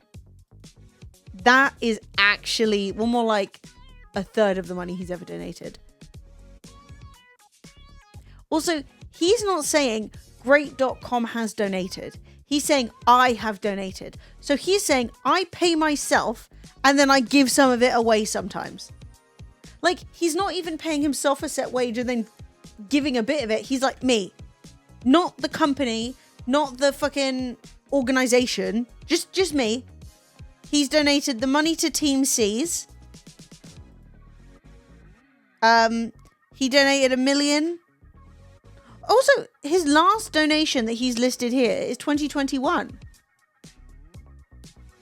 So 4 years ago you did something. We've run a YouTube channel where we do casino highlight videos. In these videos, I've mentioned several of the donations we've made. The purpose of this project is to spread worldwide about Great.com and our mission. The climate change fundraiser... What the fuck is he doing? This is the most arse-backwards thing I've ever seen in my life. He gave away 1 million. I challenged my rich friends to donate money to the climate crisis. I promised I'd double all the donations. Up to €1 million. In total, donations of 400,000 came in from my friends, which I doubled. And then another 600,000 came from members of the organization Founders Pledge. Whatever that means.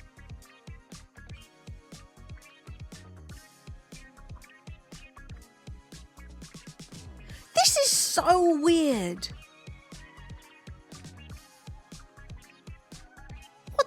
fuck is going on? He's just saying I get the money and sometimes I give some of it away with my friends. I mean, yes, he will be doing this for tax purposes because any money that you give to charity can be a tax write-off, which is why rich people like to give to charity. Why pay my taxes when instead I can say, oh, all the money I made this year that you were going to tax me on, or like the amount of money that I would have been taxed, I've already given to a charity, and then ta-da, you've given it to some sketchy charity that's run by your mate. That, I mean, that's why like there are a lot of those charities that like are raising awareness for things. Like, what's that breast cancer awareness one that keeps getting done? There's a breast cancer awareness one, you know, the one with the pink bow, where people like to support it because they think it's raising money to solve breast cancer or like find treatments or support people with breast cancer. But all it does is raise, it's like the Susan something fucking, raise awareness. And it doesn't actually cure, like, try and do anything. Let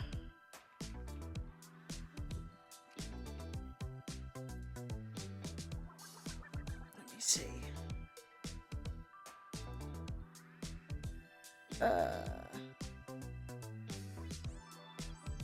Right, Susan G. Yeah, this is the one I was talking about. Let's see what Wikipedia has to say on the subject. Susan G. Komen, formerly known as Susan G. Komen for the Cure, originally Susan G. Komen Breast Cancer Foundation, is a breast cancer organization. It's a non-profit. It makes fucking hundreds of millions. Is a patient navigation and advocacy, providing resources for breast cancer patients to understand the American medical system. Controversy and criticism.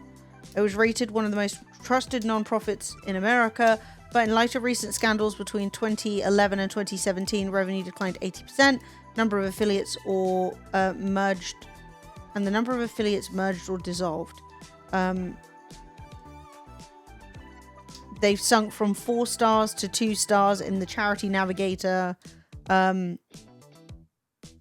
It became controversial for alleged pink washing. The term criticizes either disproportionate publicity for organizations that donate very little or organizations using a pink ribbon to promote products that may be carcinogenic. Oh, that's actually pretty bad. That's actually kind of drama. They benefit from corporate partnerships, receiving $55 million a year. Many say the promotions are deceptive, and the companies, more than the charities, are promoting the products. So, like, how much money are they doing? What are they doing with it? Well, the yogurt manufacturer may use the branding. That's so weird.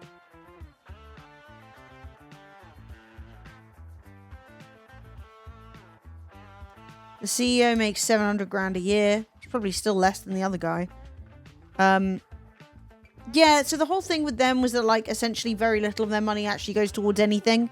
And therefore, people are basically making money and, like, raising money for a charity that actually isn't putting any money towards doing anything, if that makes sense.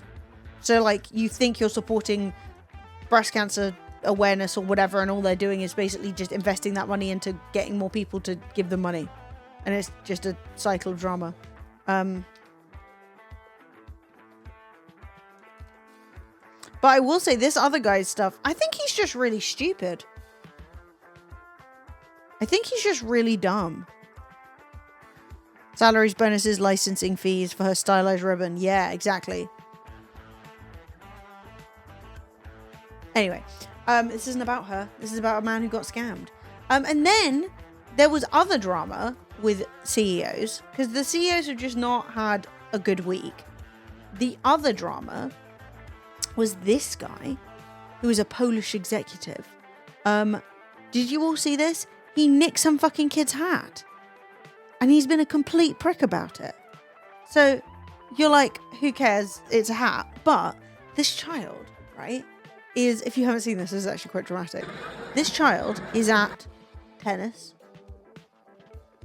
tennis star signs ball, and then gives the kid his hat.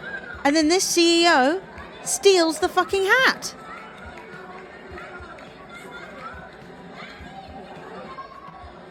And doesn't give it back.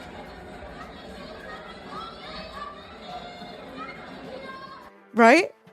It's so grim. It's like so embarrassing. Well, you need this man's sweaty hat.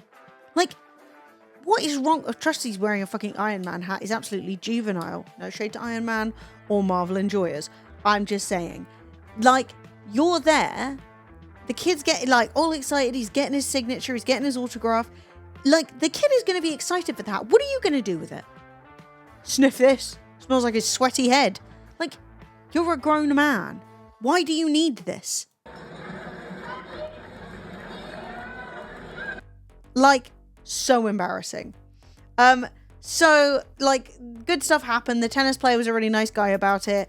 He got to meet the kid again. He actually gave him some stuff. Like, the kid was looked after. But, the CEO was so embarrassing. Like, at some point, you turn around and you say, I made a mistake. That was a selfish thing to do. I was overexcited about meeting somebody that, you know, I really look up to. I am disappointed in the way that I behaved. No. He says, yes, I took it. Yes, I did it quickly. But as I've always said, life is first come, first served. For what? Sweaty hats? Like, this is not the food you need to survive. This is not a situation where without this hat, you were going to in some way suffer. You just decided to be cruel to a random child so that you could feel like a winner. I understand some people might not like it, but please, let's not make a global scandal out of the hat. It's just a hat. If you were faster, you would have it. But we don't want the hat. We're not all going, my God, he got a hat. We're saying, dude, that was so embarrassing. You stole the hat from a child. He wasn't trying to give the hat to you. He was trying to give it to the kid. If the kid wasn't the one who was there, he wouldn't have given it to anyone. He would have left happily with his own hat. You essentially robbed a hat off a man who you're apparently a fan of. So, regarding the online hate, I remind you that insulting a public figure is subject to legal liability. All offensive comments, slander and insinuations will be analysed for the possibility of taking the matter to court. Does anyone have anything they want to say about Petor and his fucking embarrassing life choices? Truly, he's not just sitting there going, I am upset and disappointed with what I did or anything. He's literally there going, if you criticize me, I will sue you. Fucking crazy. So, right, you're like, okay, this guy's clearly a prick. Well, he's upset about it now because apparently his company has lost 15% of its value because of the hat.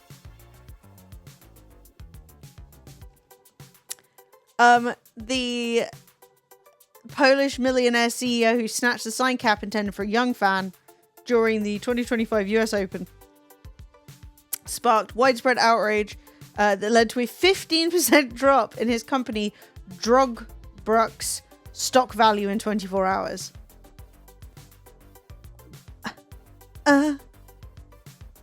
Like, bro, at any point you could have said, sorry, that was a mistake. You could have made it up to the kid. No. Yeah, so anyway, he has lost fucking 15% is not a joke, right? That is a lot. That is a lot of fucking money. Then I think he's made another statement subsequently where he said, sorry, I made a mistake. But like,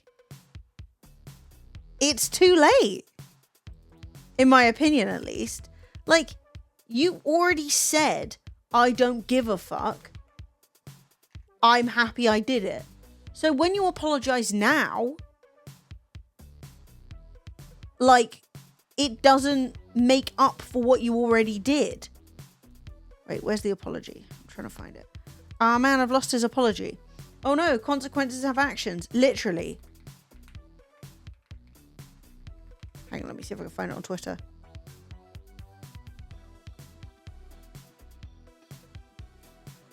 Yeah, so he is apologizing. He says, I would like to unequivocally apologize to the injured boy, his family, as well as all the fans and the player himself. I've made a huge mistake. This is a man whose business lost 15%. Emotionally, in the crowd cheering after the victory, I was convinced that the tennis player was passing the hat in my direction. No, you weren't. Because if you'd have said that, then when everyone said, hey, you stole the hat from a child, you'd have said, oh my God, I'm such a fucking idiot. I thought he was giving it to me. I was so excited. I can't believe it, but you didn't say that. You said, I snatched the hat and I'd do it again. Act fast or get fuck all. So I can't believe you, right? Is there a scenario where that is exactly what happened? Yes. If this man had any fucking sense and wasn't such a smug prick, he would have said it from the first second. He'd have said, oh my God, I didn't mean to do that. And everyone would have gone, oh, okay, fair enough. And a few people would have said, sounds like bullshit to me, and would have all moved on. But instead, you were like, ha ha ha, sucks to be you, kid. This is how I've made all my money. You know? And it's like, yeah, no shit. The CEO is a selfish prick. Shocker. You know? So now it was all an emotional decision. He wanted it for his sons. He has children too. He wasn't keeping it for himself. And it's not like he could have mentioned that earlier. No. He suddenly developed sons who care about hats. I know I did something that might seem like consciously collecting a memento from a child, but it wasn't my intention. It doesn't change the fact that I hurt the boy and disappointed the fans. The hat was given to the boy and apologies to the family. I hope at least they partially repaired the damage that was done. This is the thing, right? People aren't really angry at you for the kid, right? That kid's going to handle it. He's going to be bummed out. He's going to be like, that sucked. I could have had that hat. It's not going to haunt him for the rest of his days. And the kid actually got a nice thing out of it. He actually got to meet the player. And the player was really, really nice about it. Because honestly, who the fuck wants to spend, like, spare time making up with, like, random children you don't know? Like, no one wants to hang out with kids they don't even know. And he did that to be a good dude. And because his marketing team and his, like, people were probably like, yo, get on this. It will really, like, people are talking about you right now. Which is never bad for the brand. But I've forgotten the point now. I was thinking about the brand.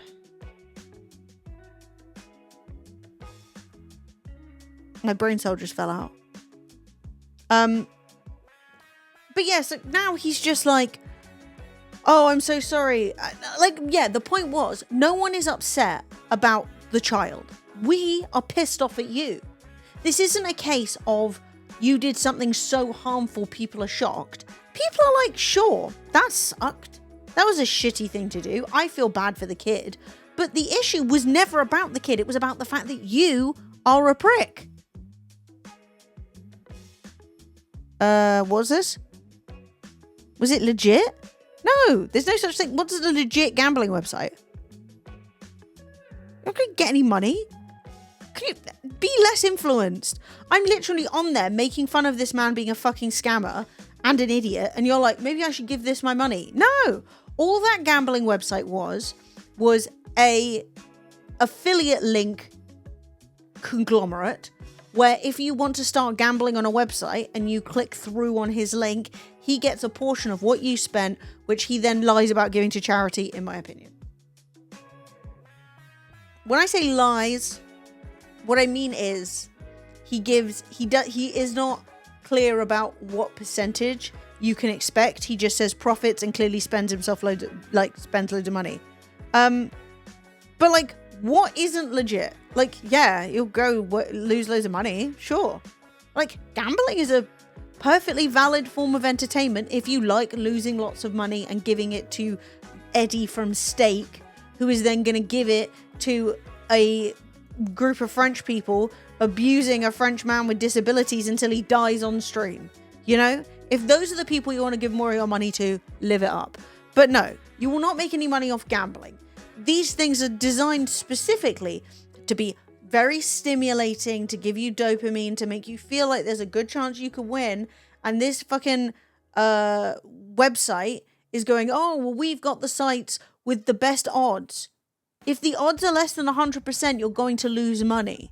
That's just it. It doesn't matter how quickly or slowly you're losing your money, it's still gone. Right? So, like, you spelt it wrong. We've all been there. How do you know his yacht isn't it? Shot? His shot. How do you know his yacht isn't named Charity? Literally. Facts and truth. Now, it's one of those things where it's like, don't let yourself be dragged into... Like, if you've got a bunch of money and you want to go to a fucking casino and have a nice drink and an expensive dinner and... I don't know. I've never done it. I've been to a casino once. I spent 50 quid on roulette. I won 0 pennies. And was I expecting to make money? No. I was like, this is 50 quid going straight down the drain, but for fun, right? I had no fun. The money was gone immediately. Like, it was like, psh, money's gone. I was like, oh. I didn't even get a moment of like, yes, we're winning. No, we're losing. It was just gone. Yeah, I literally just walked up, gave a man 50 quid. And he said, thanks. And he didn't even get to fucking keep the money. I'm sure it's fun if you, I don't know. No, actually, I do. I actually love gambling because I have done the penny falls so many times.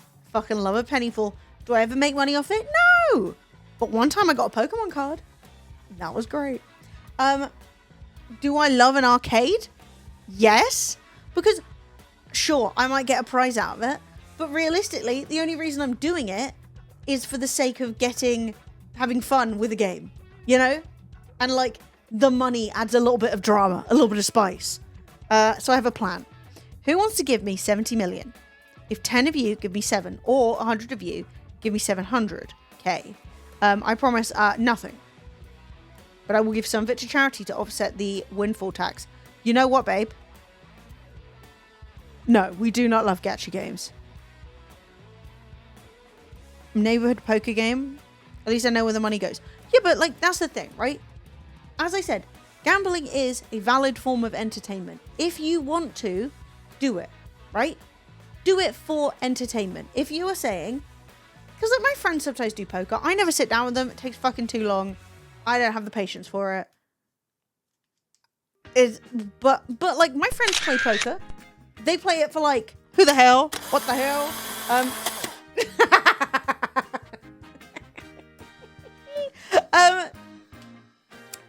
I fucking love an arcade. I ain't gone into an arcade for years. Oh, you lost all your points. Rip. Oh, no. Oh, no? What's wrong? That's fine. It's all good. I got my eyes open in that one. True and valid. But that's what I'm saying, right? If you want to go and gamble in whatever way, live it up. NASA was worth a Polaroid. Yeah, I got this t-shirt for Glastonbury from Oxfam, from the charity shop. It was like 2 quid. And I just chopped it up a bit. And I'm actually quite into it. Yeah, the Polaroids. So if you use the Polaroid system that's built into the stream, they get uploaded onto Discord. So if you capture me doing anything particularly ridiculous, people can celebrate you. Yes. Oh, also, if you are a member of the Discord, oh, I look better that way. Leave me flipped. Keep flipping me. Never let me go back. The Discord has been renamed to Fred and M. It is the home of both Deliver the Food and Lemony Bello for Discord chat community purposes, because obviously we have a lot of overlap. That's what she said. Wait, what did I say? Flip me! Wait, keep me flipped? Is that inappropriate? How the fuck? Get the heck out of my business. This is too close. I did almost no makeup today for the sake of speed. And now you're zooming in? Fucking dare you. Fucking... I knew it was going to be Fred. I fucking knew it. Keep flipping me as a wild statement? How? What are you guys doing in the bedroom? Oh, I do. No, I did a little makeup today, but like just not very much. Due to Fred being like, my phone's dead. I like being upside down. This is a good one for me. Straight out of Book Talk. You whores. I would never. To be honest, I don't have the patience for Book Talk. What do you mean there's porn, but I have to read 5 hours of complete fucking bullshit first? No one has the time for that. I don't understand. Do audiobooks? Yeah, on 95 times speed. Blah, blah, blah. The fucking Fae King did this. I don't know. I don't read them. You know? I'm from fan fiction days, you know? Make it quick. Get into what I need and get out. Flip me over and call me Susan. Guys, are you really flipping your partners over all the time? Flipping over, I suppose. But like, not morning glorying milking from. If I wanted to spend that much time thinking about somebody's balls, I'm gonna be being paid for it, okay? The fine flipping over. I don't know. I said flip me, and people were like, ah. I'm like, what the fuck? Girl, get the fuck. I told you. Any other time, I got nice makeup on. Today, I couldn't even find good eyeliner. Not eyeliner. This isn't even eyeliner. It's a fucking eyeshadow pencil that I just stuck in the corner of my eyes. Couldn't find my mascara. So, if you guys could just be more chill, that'd be great. You slay every day. Oh, thanks. No, I'm not slaying today, but it's fine. You're beat? No, I'm not. But that's also fine. I got maybe 2 good flips in me. After that, I'm just rolling her. That's what I'm saying. I don't know. Maybe I'm just too dense. But I just don't see a lot of flipping. Yeah, I am also single. There's no flipping for me. Honestly, my major aggro right now is that my mattress is quite uncomfortable and I want a new one, but I don't have any money or ability to get one. So I'm just there. The only flipping I'm doing is going, It's not very comfortable until you eventually get your fucking 92 pillows in exactly the right situation. And then you sleep. You got no flips. I got chronic fatigue syndrome. Get a mattress topper. You know what? I don't know if any of them are any good. Also, I'm often too hot. So then if I get a mattress topper, it's just more to make me hot. Also, I have a dust allergy. So I have to get hypoallergenic mattress and mattress topper and stuff. I can't be dealing with that. You know? Like, it's just more things for the dust to try and get me. Only flipping happening in 2025. I'll tell you what. I'll tell you what's true. One pillow and a light comforter. This is the thing. So we call them quilts in the UK. I know in America a quilt is like stitched by your grandma. Embroidered. It was a cold night and there was only one bed. Even though I hate you, we must lay together without our clothes to combine body heat. Okay, McCrabs? You know what? It's a classic. The hotel's only got one bed and we're snowed in. We're snowed in. Bad news, everyone. We've been snowed in. We have to huddle for warmth. Oh, the tension is rising. Filth. Disgusting. How very dare all of you. Get a grip. Okay? You're all nasty. Probably get a fucking noise complaint for talking too loudly about getting flipped. Oh well.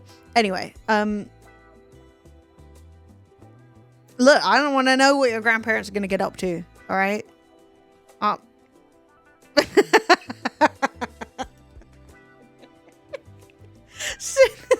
That's a big man. I bet you got one of those California beds. I got a regular double. Sad. I got the central heating on. There's a charger. I'll call an Uber. Literally. I cannot turn on cat cam because Florence is not here. To be honest, it's my fault. I've got a bunch of art that I need to put up near her cat tree, so she's not in here. You sleep on a queen? That's still big. Right? What's bigger, king or queen? I'm not sure. King's bigger. Oh, we gotta get you a bigger bed. Gotta give you room. But no, annoyingly, even if I wanted a bigger bed or mattress, my room, the way that it's laid out, is that there is exactly enough space in between the 2 plug sockets to put 1 double bed. Who designed this building with so much control in their heart? Yeah. But yeah, I should get like a thinner duvet cover, like duvet quilt thing. Oh my god. This is gonna be prime.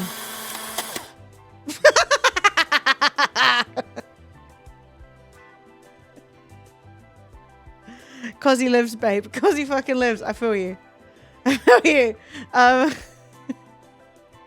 Jesus Christ.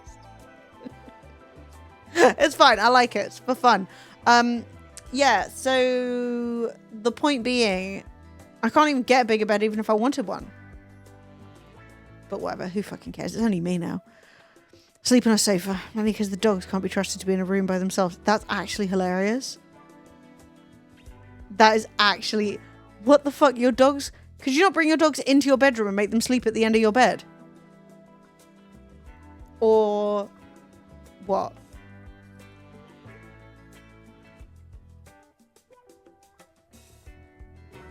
His voice was low, velvet wrapped in danger, as he leaned so close I could count the tragedies in his eyelashes.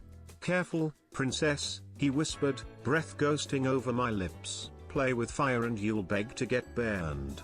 And naturally, because I'm a strong independent heroine, my knees immediately forgot how to function. Look, horny's horny, okay?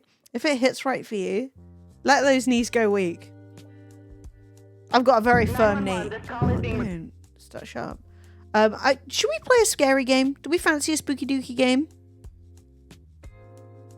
Yeah, I want this stream to become a smart audiobook, okay?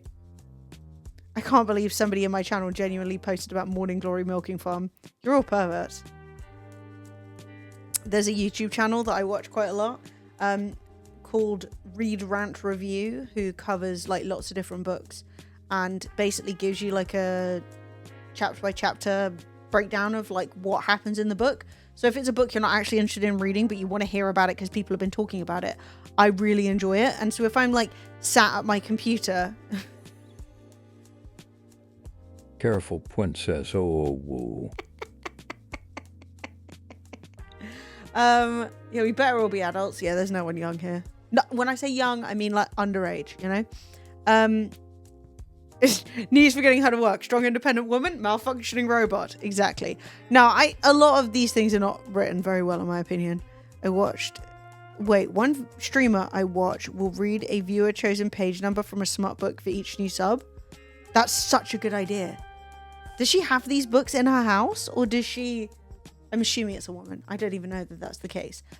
But, one, how do you not get banned? Or are you just skipping over certain terms? 2, do we have these books in physical copies? Or are we looking up online? Just one book at a time? And so they can just pick a random page number. That's so good. I love that. I am obsessed. Like, oh no, my porn books are a tax write-off. So good. I just installed a game and it's not the game I was told it was. That's interesting. So I just installed a game, sorry, excuse me. That I was told was called Conrad Stevenson's Paranormal PI, which is a ghost hunting game. Okay? I copied the code, I pasted it in. Here I go. It looks quite fun and spooky. I click on my library on Steam. It's Amongst the Whispers, Provocation. I can't read. Amongst the Whispers, Provocation. What the fuck is that? I think I'll have to ask Sophie. Maybe they were like made by these people and Amongst the Whispers. Maybe they were like, we also made this game. Okay. More than ghost hunting, this is about uncovering the truth deep within the estate. Study the past, gather evidence, reveal the stories that linger between life and death. A unique investigation every time ensures deep replayability. Okay. I mean, we can play this too. I just don't know how I ended up with this game. Maybe they sent the wrong code. They also make Conrad Stevenson's Paranormal PI. So maybe they sent the wrong key. I'm just going to quickly message Soph and be like, that's not the game, and just see what she says.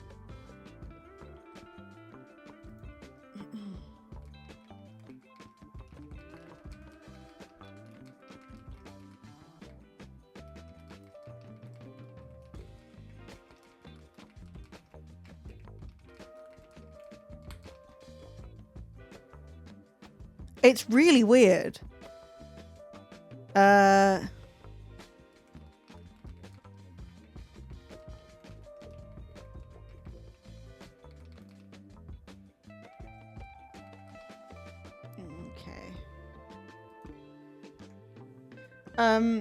Yeah, Sophie said that's deeply confusing.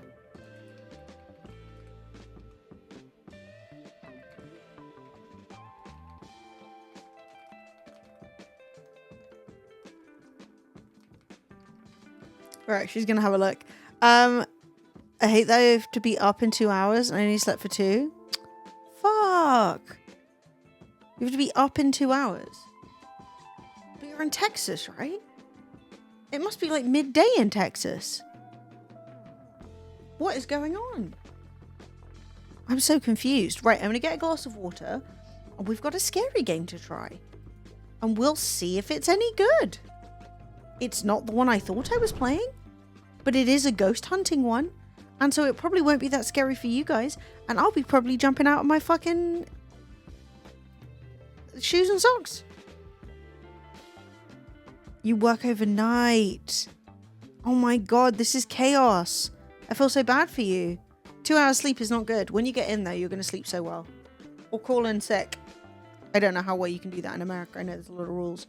Okay, I'm getting some water. And I will return and we will try a scary game. That's the update. I'm creeping away. Pass this chair.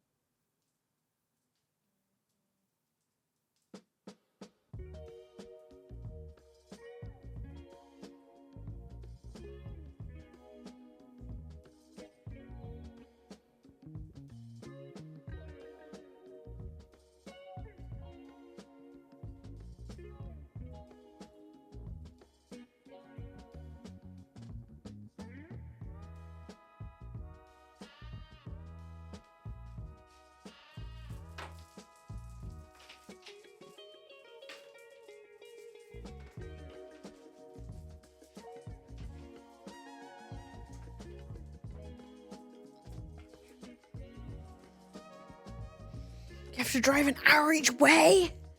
Fuck. Any option to move, get a new job, and never do that? Why me that? Fuck up. I guess an hour probably isn't that far in Texas.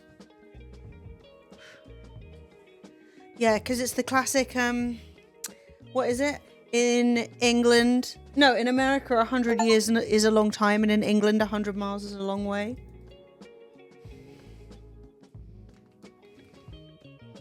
Double. Yeah, that's icky.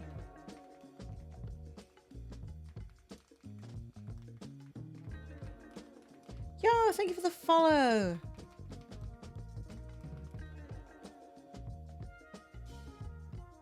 Okay, I'm gonna put this in the category. Let's see if this game is good or terrible. It's pretty hit or miss with with scary games, but the reviews seem good. And frankly, it's September, so it's time to get scared. Okay. Let's hunt some ghosts. Also, anything that does ghost hunting.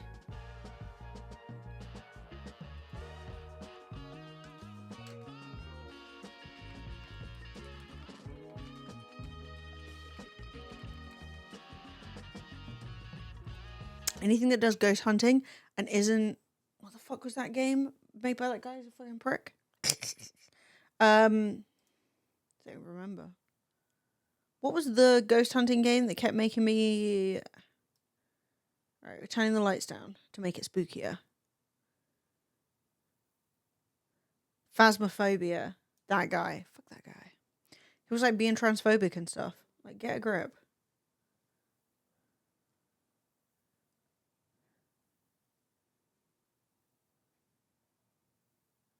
Right. Let's try.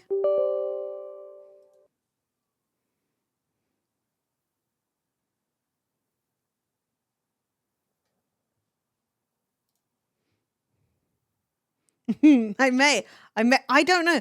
I am moderate with scary games. What the fuck? Why did I just lag out? I guess it's my computer opening the game. Okay, Fred just sent me a code to a scary game as well. Thank you. Well, let's see how this one goes. And then, I mean, I want to rack up some spooky games anyway. But I love horror movies, obsessed. But I find horror games way scarier. Oh, it's lagging. Stop. Don't do this.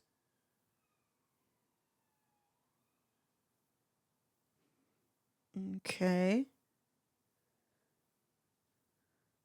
Things are not looking great over here. He slammed the quarterly report onto the table, jaw flexing like an unpaid intern. "You're late," he said, veins spelling out HR violations across his forearm. I whispered, "Daddy? Purely professional, of course." Can we please collect all of these? I need to keep these. Hang on.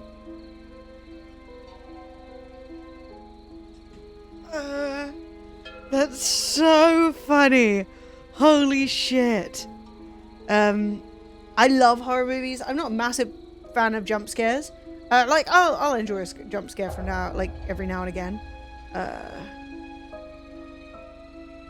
Okay, we're back up to 60 FPS. We pulled this together. Where's the audio settings? Master volume, character volume, ghost volume, none. Yeah, how does it sound for you guys? Like, audio-wise. Is it good? Could it be a little bit louder? Because I kind of want to increase the volume a tiny bit. But... does it sound good as it was and I should leave it? Do you know, or does this sound okay? I'm not gonna lie. His veins spelling out HR violations across his forehead. Fucking hilarious. Okay. Start investigation. I'm so excited. I was actually talking to Sophie about how we should go ghost hunting. We should live stream ghost hunting. And Sophie was like, it actually might make me religious because I'll be so scared. So Sophie, we might watch Sophie live developing. Finally got everything set up. I need to lower my mouse sense. I should check my laptop and see if the client emailed me yet. Fucking client. Girl, what the hell is a client doing in here? Okay. So, I need to lower my look sensitivity by like at least half. Yeah, I think it'd be so funny, but I don't know if it will happen. Okay, I need to check my email. Approach an interactable with a blue outline. Okay. Move the crosshair and press E. Okay, great. I get to check my emails. Always the first thing you want to do. Anne Kennedy. Details from our phone conversation. Stephanie, thank you for returning my call and providing much needed comfort. My family has lived here lavishly for generations, and we've endured several unfortunate tragedies. It seems wealth doesn't shield you from everything. I strongly believe these tragedies are what caused some of my family to linger here. After our calls, I felt I needed to provide you with a more concise list of where these hauntings were occurring. For years, guests have heard disembodied voices in the dining room.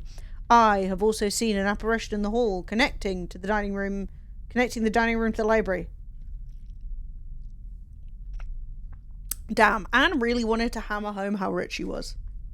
Maybe she's that kind of Kennedy. You know? She's like the big rich Kennedys. They want to hear about my successful investigation. Okay, I got you. Click on the highlighted text to upload it to the deduction board. I have a deduction board? We have a state penitentiary investigation? Slime? For the best paranormal gear? Ah, sick. Okay. I guess I don't need to read the rest of these right now. Click the power icon next to exit. I don't want to turn the computer off. I need to grab my backpack, headlamp, and tablet from the table before I get started. Okay, she needs to pick up her backpack. Tablet. Backpack? Which one of these bags is hers? Ah, it's this one, of course. Oh, E. They told me to press E. Press B to open and close my backpack. All my gear is in here. Okay? I have no room to open my backpack. What do you mean you got no room? Oh my god. Okay. Whoa. We've got a camcorder, a camera, we've got mugwort, we've got a paranormal mic, we've got a recorder, we've got an EMF pod, a laser pen, Jacob's ladder, I don't even know what that is, a temperature sensor. God, I don't know what half of this stuff does, but okay, shout out to you. And I also need to pick up my tablet over yonder. And I need to pick up my headlamp. I have a headlamp. It's mostly because my hallway doesn't have a light, but still. Press tab to open the deduction board. Well, I know what the deduction is. Okay. Ghost type, residual, shadow, person, or intelligent. Investigate the location from your email. Head to the dining room. Okay. Press Q to turn your headlamp on. Okay. So then I guess I need to announce we need to go to the dining room. What's this fish? Okay, so open your map by clicking on the location in the deduction board. Okay. We'll go wide for now, I suppose, with my head torch. Ugh. Everything's a bit ominous, isn't it? Yeah, what's the fish got to do with anything? Also, how do I open my map? So I'm currently at base camp. The dining room is directly to the left. Fantastic. And that's me. Just turn the fish off, shall we? Okay. We're off to find a ghost. It's going to be really nice and laggy. And chill. And laggy again. Oh, the nipple. I could have turned the lights on this whole time.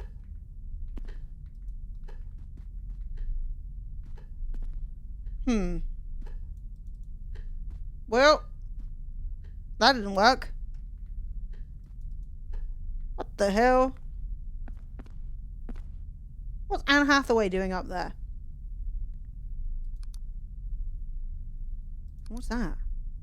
As you investigate, archives will become available. When you approach an archive, it will glow a different color. Okay, I don't know what that means. We'll worry about that later. Okay, so I can't do that. So maybe I need to go straight, and then left, and then left, and then left to get into the dining room, seeing as the door won't open. Do I have the ability to get keys? Bloody hell. Mission, open door GTA _ mission _ fail mission failed. Truly. Okay, that one opened. Loudly and ominously. Okay, so we're going left. This house is huge. Did I ever walk into the door? I'm gonna just walk. I'm gonna just okay, so like everything else needs interactions, but these you just walk into. Okay, we're gonna headbutt face first straight into this door. Boosh. Okay. That was my B. That was human error. To be honest. Open the backpack, equip the EMF reader. Okay, that's electromagnets, right? The EMF meter. Okay, not the pod. Let me put the backpack away. Okay. Learn what electrical objects activate the EMF reader. Okay. Does this lamp do it? This lamp's giving us a bit. Learn your surroundings and don't jump to conclusions. Old mansions are noisy. Not every noise is from a ghost. EMFs and temps naturally fluctuate. Look into abnormalities.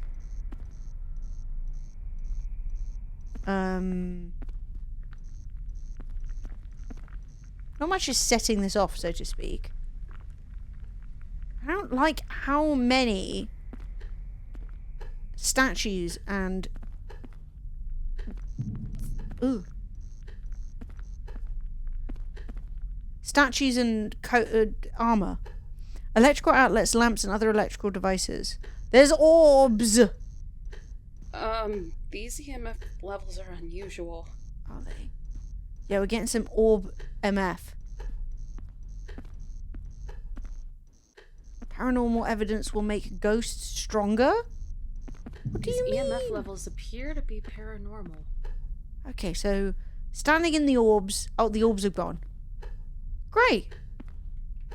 So the orbs were scary. That's an update. We got the temp sensor, otherwise known as the COVID meter. Okay. 67 degrees. Is that normal? 69. Can I change this from Fahrenheit to Celsius? I don't know what that is. Oh, I can. 21. That's fine. 20. It's actually quite warm in here, considering. You know, that it's a big, cold, empty... like, house with probably really shitty old central heating. So what if I point it at this? Yeah, okay, the heater's on. Love that. Learning. What about this chair? Is the chair cursed? No. This lamp is not cursed. This painting. Each table placement has their own bottle of wine. 3 bottles of port. Cold spot there. Oh, it's cold. The hangman port is cursed. We demand freedom units. Okay, I'm gonna switch back and forth. American. Non-American. Just keep your eyes up. So the table is evil. American again. This drop in temperature seems like a ghost. Okay, it's cold. There's EMF. There's orbs. The laser pen. Are we gonna see if it's a ghost cat? Okay, ghost cat. Ghost cat. Point the laser pen at the ghost. What the fuck was that? What do you mean point it at the ghost? It was a ghost! It was a ghost! It was actually a ghost. I didn't like that. I didn't like that. Why the fuck was he just coming out of nowhere? He wasn't even by the table. He just stood there. It wasn't even scary. Oh.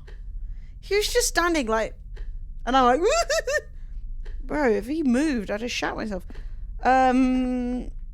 Using... Okay. Learn to read.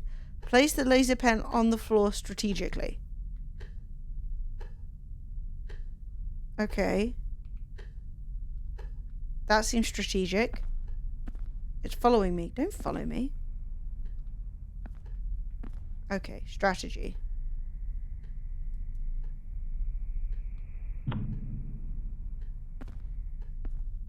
I already saw it. I don't want to see it again. He was right there. I can say, yep, that's a ghost. I'm just gonna sign out.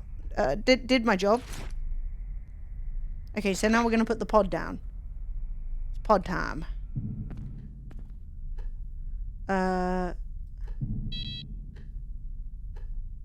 what electrical objects activate the EMF pod.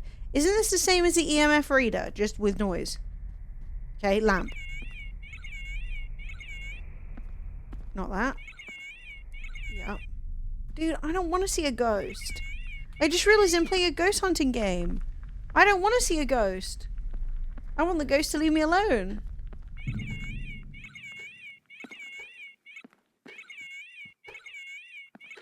Why is this making noises? There's no electricity here. There's a ghost.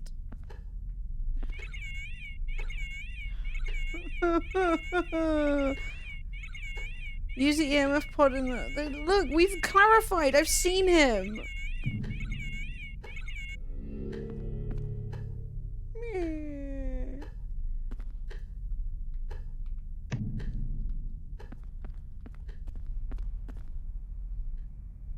Okay.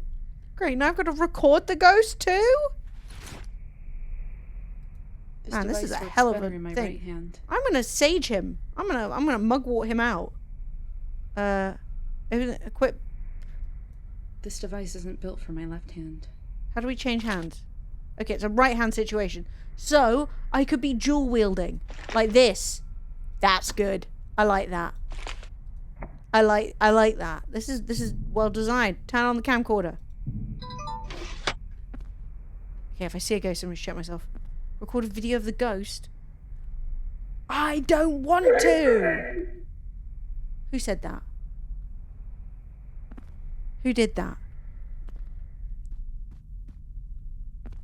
Am I recording? It's a ghost! I saw it. It's right there. Ghost, ghost, ghost. Evidence of ghost. Saw it. Okay. I'm uploading onto the deduction board that I saw a ghost. Stop recording. I need You saw a him, bit right? more room. My nerve and focus are 100%. I can guarantee you that is not the case. But good for you.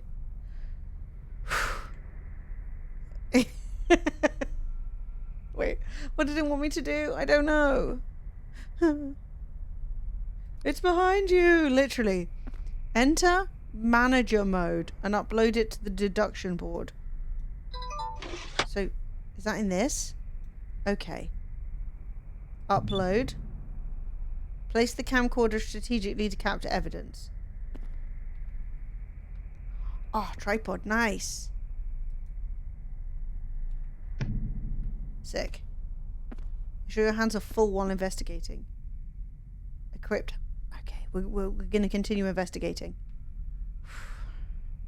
Okay, I need to calm down. Okay, I've already uploaded. I don't need to do this. We're gonna grab the camera. It's pretty awkward. Okay, and then we're gonna grab the recorder. Oh, I want to use that. That looks cool.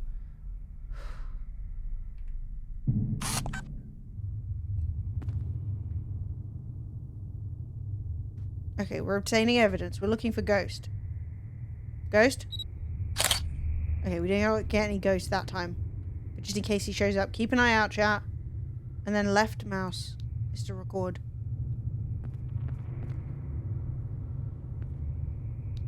Nothing's happening. Oh my god, he's right there! Oh my god, sorry, sir. You look great. Honestly, he looks like a member of Ghost. No, stop drifting at me. Oh, he's on the move. Did I do that well? I'm not sure if I actually got any ghosting with the audio.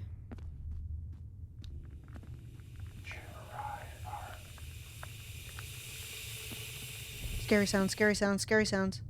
Did you hear that? That must have counted, right? Did it count? Oh, I wish he'd leave me alone. Also, I shouldn't stand in front of my own camera.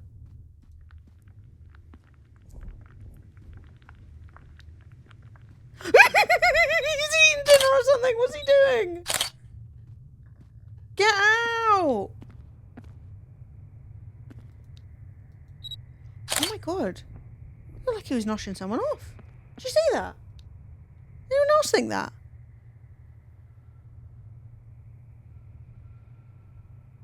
Can we look?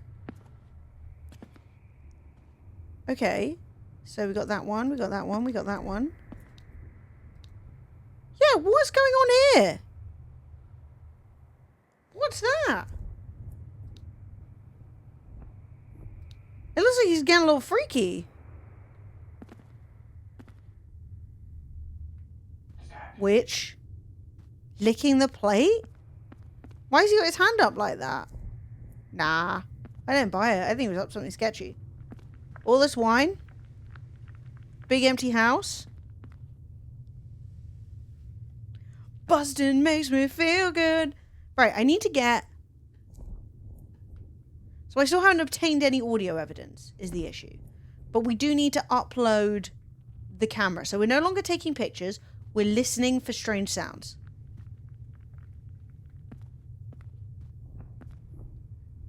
That's a hell of a way to go out. So, could someone please make a noise? But not be too scary about it. Just a little bit. I feel like... Now? Oh my god. What happened? What was that? What went off? Ah.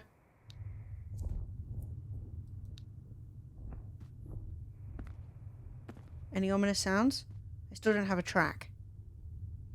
Oh, dude, if he's behind me, I'm gonna shit. What's that? It's a camera. Not a camera. It's a fucking... Eh. Oh my god, he's over there! He's doing it again! Bro, you're a nasty little scat. Oh my god. What is going on? I can't get any audio.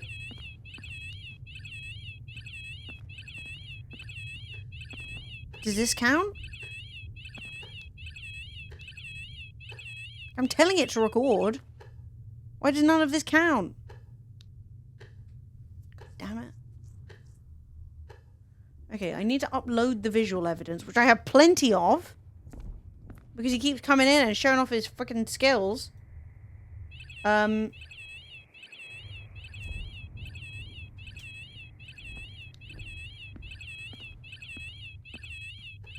this count as an audio recording? Look, that's scary. What's that?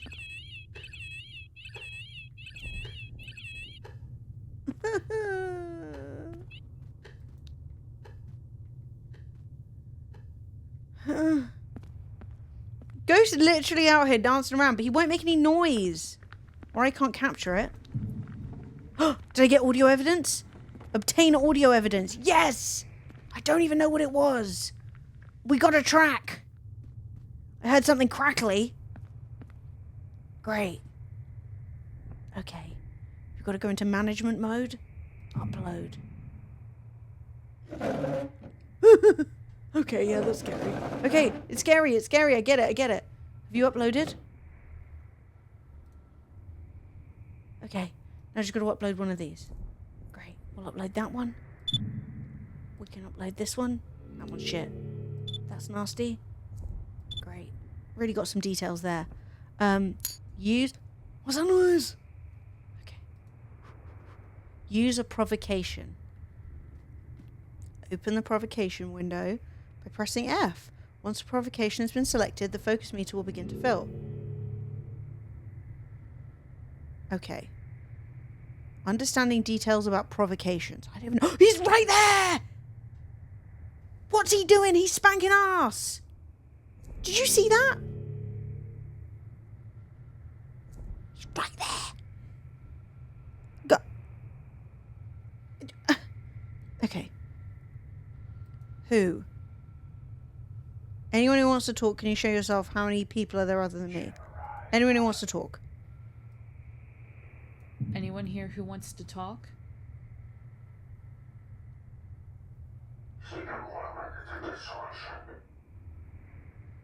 What did he say? Shit. Could you...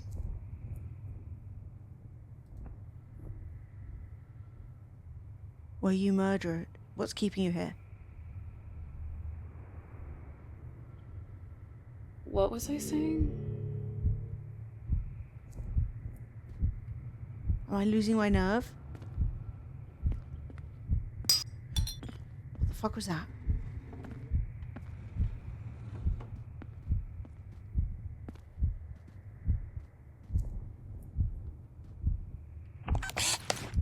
Why have I done that? Get this back out. I'm not here to talk. I'm here to dance and fuck. You see? He's back!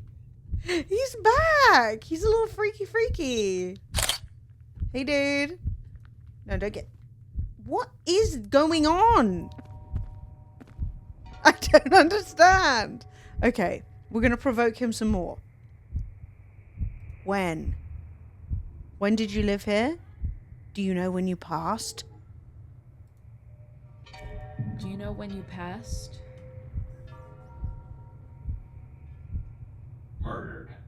Murdered! He was murdered! Oh my god, I'm freaking out. What's happened? Where's my vision going? Is he trying to kill me? Oh my god! I'm going blind. My fucking eyeballs are falling out. I gotta chill out. We gotta relax. We're going back to the little light spot. We gotta relax. I feel you, babe. I do. He got murdered though. It's not his fault he got murdered. He hasn't actually done anything. Okay. I feel great. Check my watch to see if it's working. How? I don't know how to see my watch. What the fuck is that? A glass. From wine.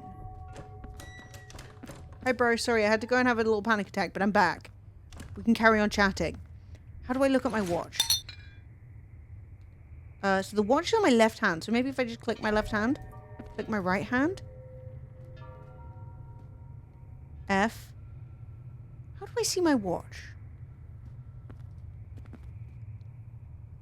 Okay, so that's for the lights.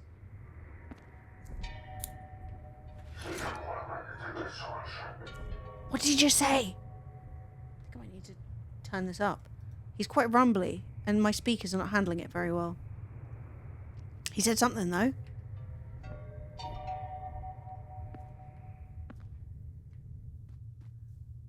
Oh, God. Okay, how do I see my watch? What if I just put something in my hands? Will that help me? Okay. Camera. This device isn't built for my left hand. There it is. My nerve is great. I'm feeling good.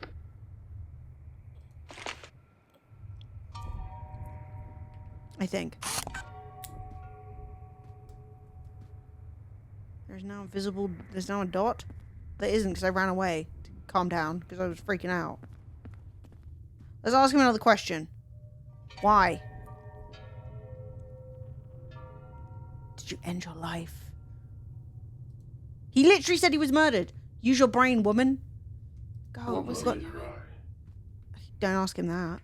He said, hi, I was murdered. And I said, did you end your life? And he's like, no, you actual buffoon. Are you not listening to me? Okay, get it together. My nerve is going down, but that's fine. It's not a crime to be a bit scared. We're going to say, tell me when you died. Tell me when you died.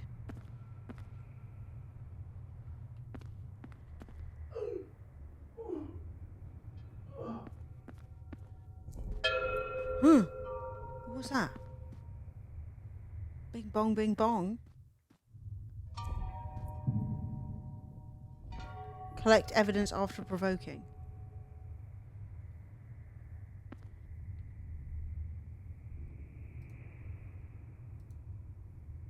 Why are you here?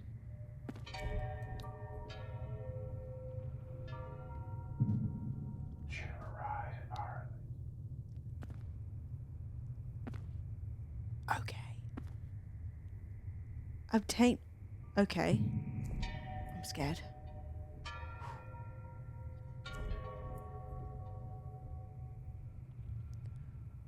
Obtain disembodied voice. Got that. No, I haven't. Fuck! I've got to use everything. Fuck. Okay. Parabolic mic. It's parabolic mic time. Great. Use the parabolic mic and recorder at the same time. Great. To amplify disembodied voices. Okay. That's fine. Close this.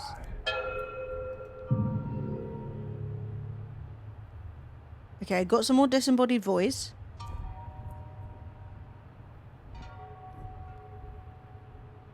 I need to go on Stephanie's spirit blog. Who the hell is Stephanie? And why does she think she knows about spirits? Ghosts will sometimes reenact their death? Okay, so I got disembodied voice.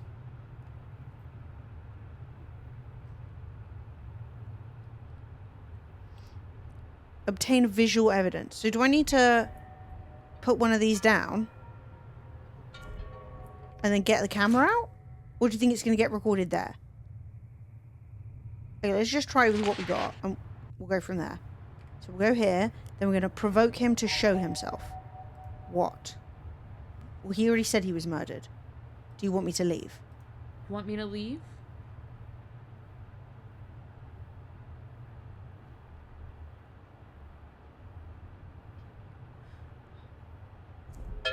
Hello?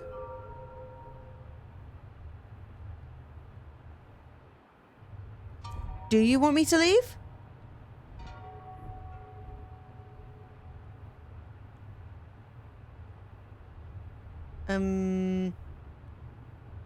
I've got 0 free slots because I've recorded too much.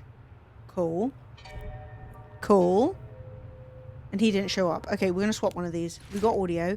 We're going to go video. Oh my god, he's right there. He's doing it again. He's doing it again.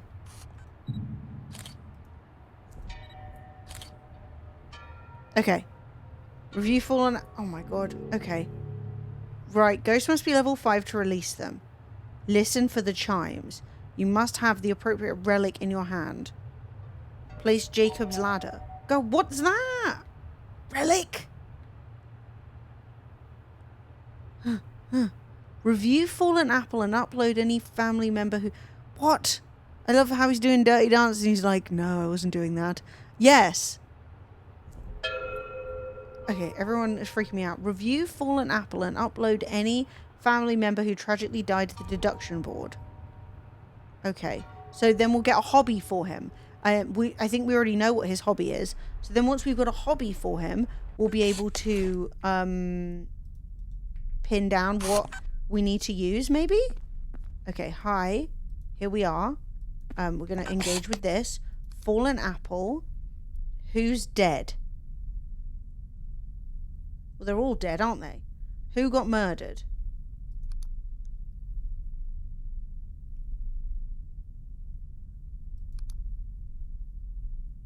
Jacob's ladder equals electric TV bunny ears.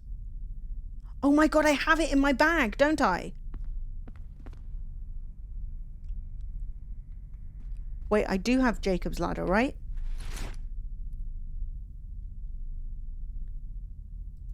There was a thing where I was like, I don't know what that is. Excellent. Okay. So, if I take that and go in, what am I going to achieve? Hi, bro. Is this a place it down situation? Or is this a...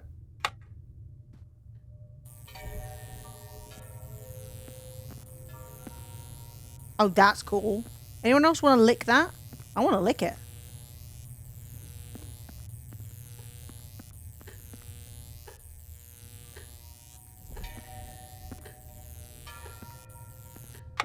Okay. Well, that didn't do anything. So I think I need to look on the laptop and work out what maybe killed him. Or like how he died or whatever. Okay, so let's go over here. Let's press that. Let's go fallen apple. Arthur Clarke. Brutal murder?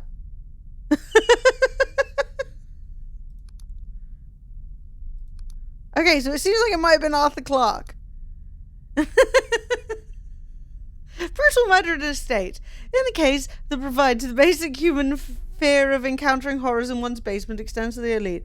Arthur's body was discovered Wednesday morning, slumped against the wall in the family's basement. The plentiful presence of blood was coupled with many holes in his clothing, left little to the imagination regarding the cause of death, although surrounding circumstances have the family still struggling to make sense of the event. Authorities have confirmed Arthur was stabbed multiple times. Oh dear. And that he was likely conscious and struggling during the attack.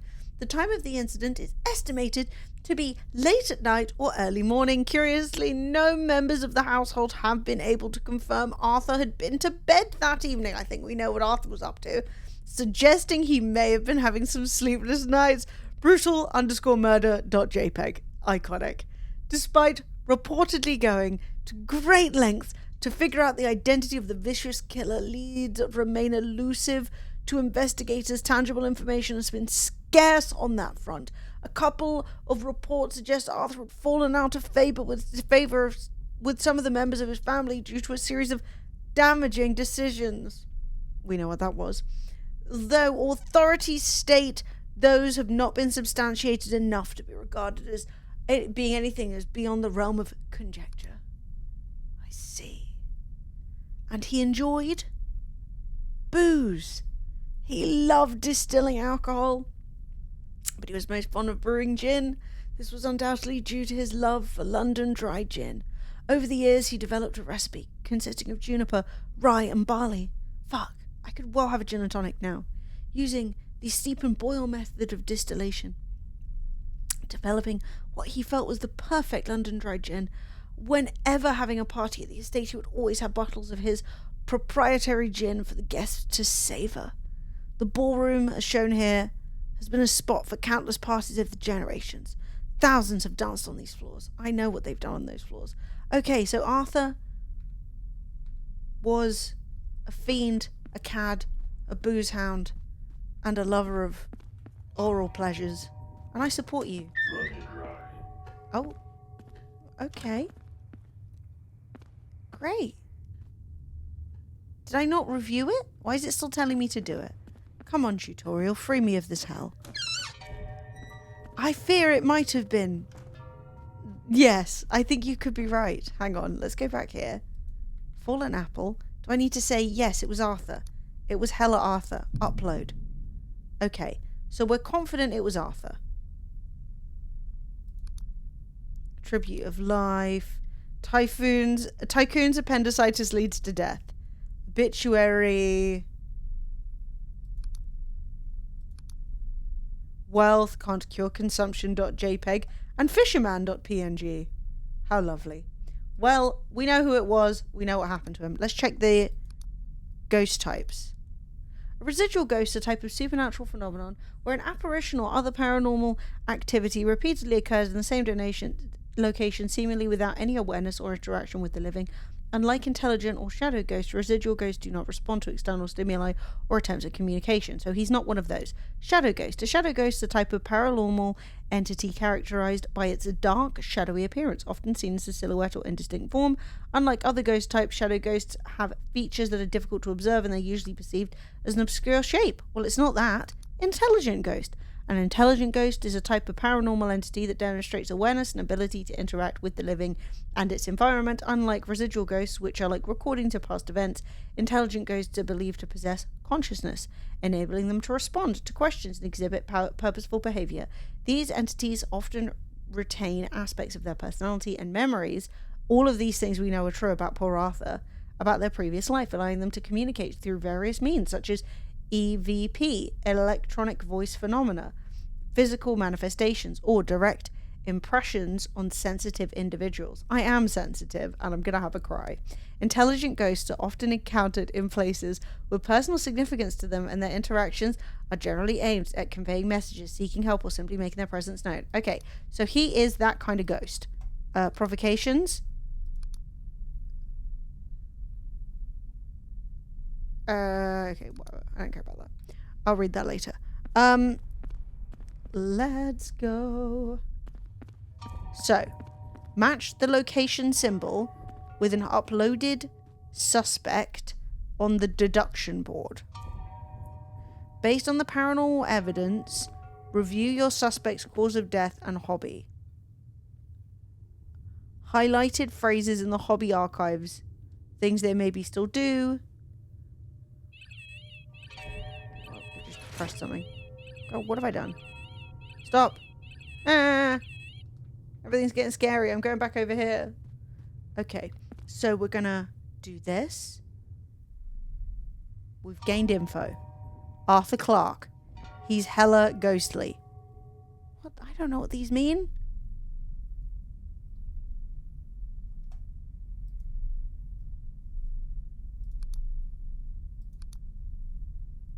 Does the dining room have an image? Oh my god, there's a basement. I hate that for me. Okay, so the dining room is that. So he's a dining room ghost.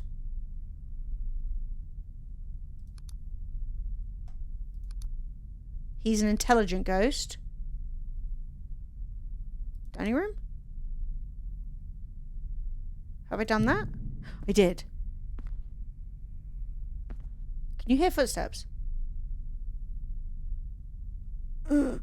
Identify and find the suspect's relic from the hobby photo. What does that mean? Whose feet? Oh, there's dust around me. Is there a ghost here? Go away. This is my safe space. Identify and find the suspect's relic from the hobby photo. And put it in your right hand. Well, this should be a bottle of booze, correct? Because he loves gin. Oh, all the booze is gone. All the booze bottles are gone. And he liked gin, not fucking wine. Where is the gin?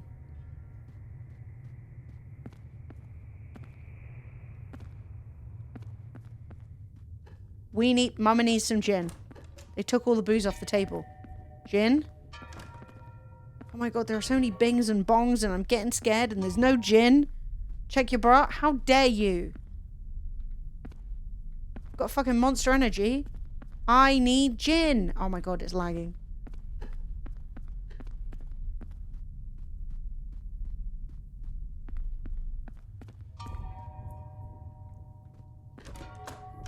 Ah.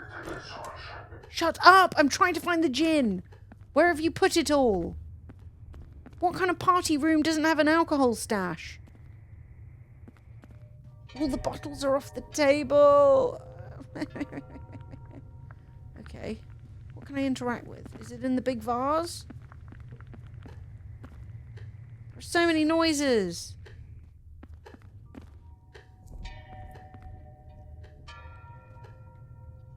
Would the glass do? No. What's through here? This is the library, right? This doesn't have any gin in it. Stop talking, Arthur. You're scaring me. Oh my god. This isn't even a ghost. Is that it? Oh my god. Shut up. Give me that.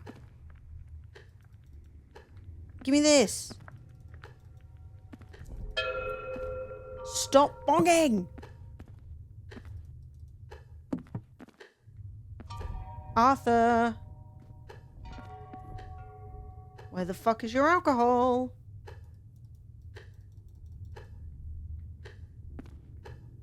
In my right hand. Right hand. Do they have like a distillery I need to visit or something?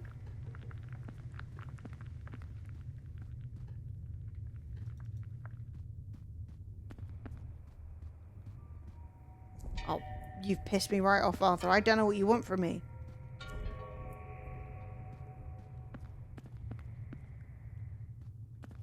It was definitely alcohol. It was all about gin. He specifically likes gin. They even showed the gin bottle. They said, here is the gin. Right. Arthur, homebrew. That's it.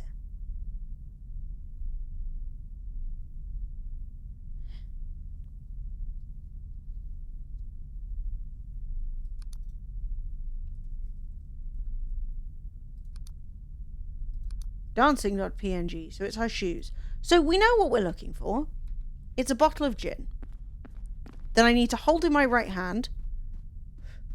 I need to have a correct review map. Oh my god, it literally says hint review map.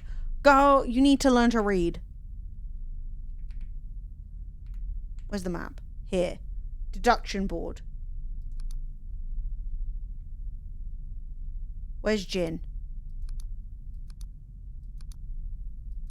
Wine cellar? Do you think I need to go downstairs to the basement and go in the wine cellar? I don't want to do that at all.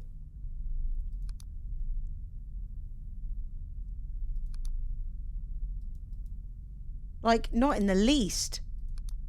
Do we do it?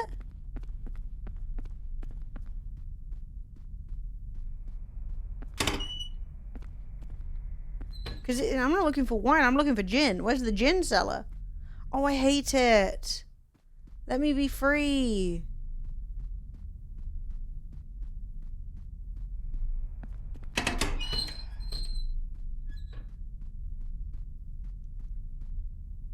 Like, everything has been focused on this room. It must be in here. Arthur, I swear to God, if you pop out of nowhere again, I'm gonna poop. That's a threat, not a promise. But there were so many bottles on the table.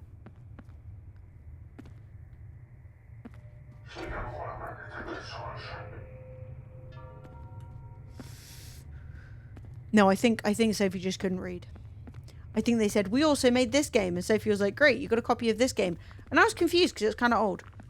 Like a couple of years, not crazy old. But I was like, oh, okay, fair enough. But it looked kind of fun.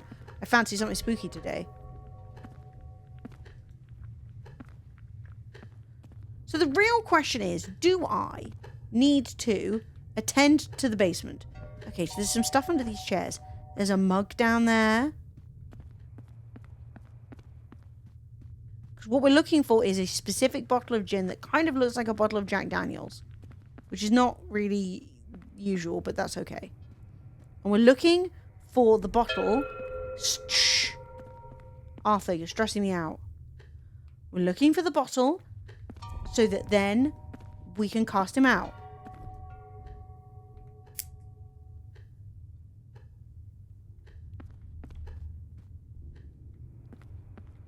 But we can't find him, is the issue.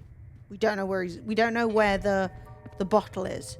Okay, I think we're gonna have to go down into the basement, and I hate that for me. I hate that. Right, so we're currently here. This is base camp. Where are the stairs that go down?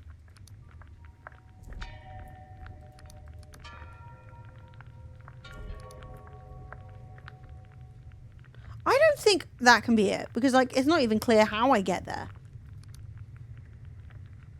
So he's an intelligent party goer.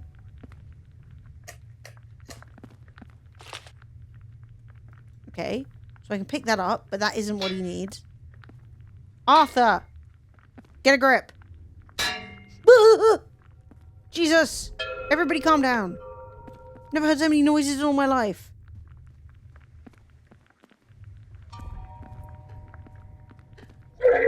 Fuck off! Fuck! Where's your booze? Where is the booze? Why would they hide this? This is only the tutorial.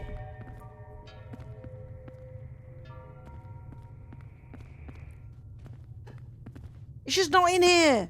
Do we have like Arthur's bedroom? Where was he hiding it? Oh my god, and people are smashing things outside and I'm getting stressed. Alcohol? Alcohol. Alcohol. Bottle of alcohol. The horrors never cease.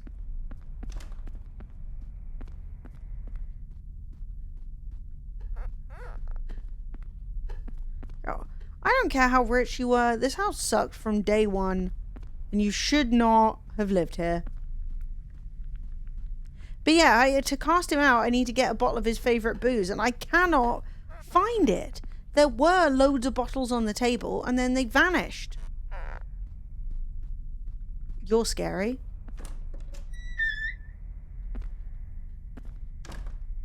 I'm not having fun. I'm turning around. I'm not having a good time.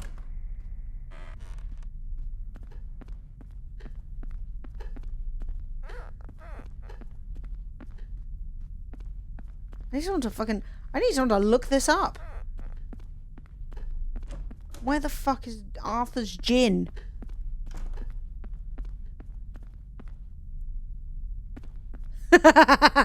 No, I clearly just don't know enough about the wondrous world of flipping. Flipping, being flipped.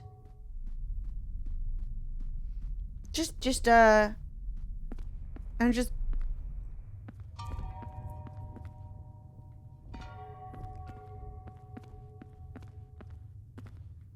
I don't know, it just came back up. The flipping returned. I still don't think there's anything inappropriate about saying flipping or being flipped or whatever, but you know, what the hell do I know?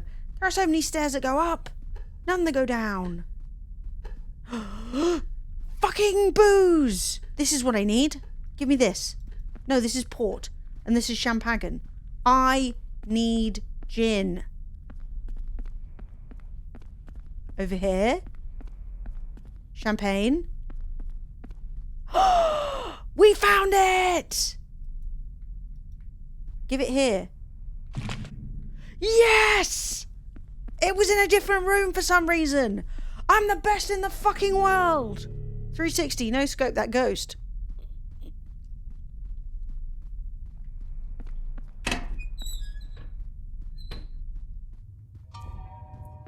Great.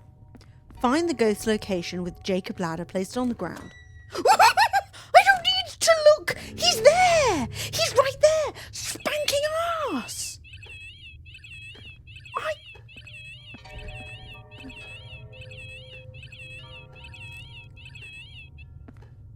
What the fuck? Okay. Right. No, I don't want to put that down, actually. I'll just put it down for a second. Find the ghost location with the Jacob's ladder. Babe, that is the most unnecessary thing I've ever heard in my fucking life.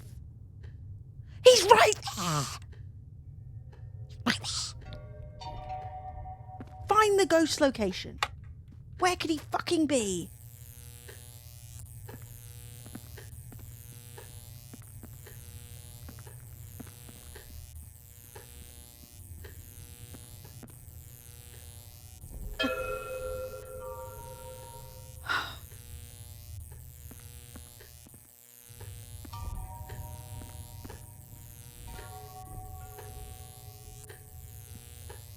Okay.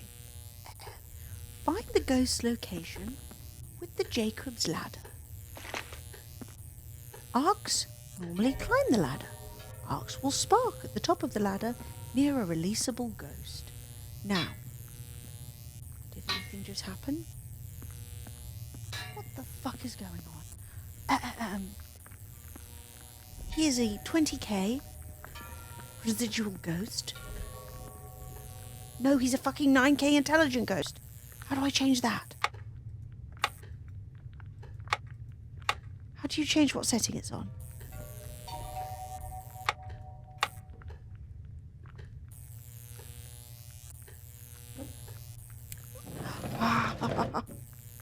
Okay. Right. Brilliant. He's releasable.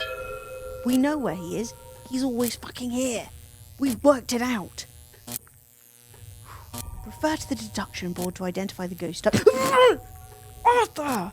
I'm trying to release you. I'll give you the gin. Use manager mode to adjust the different ghost types. God, what the fuck do you mean manager mode? He's an intelligent ghost. He's in the dining room. I've done it.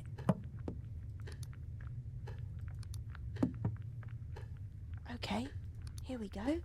Lovely. And then we'll go, great. Fantastic.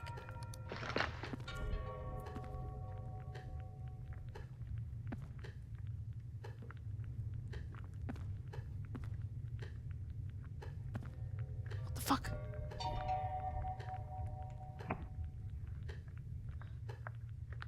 the fuck is manager mode?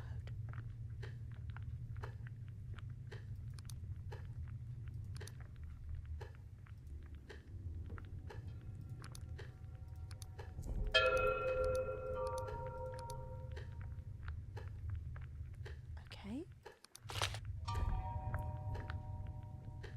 Place it on the ground. It says place it on the ground. Oh my god! He's right up my arse.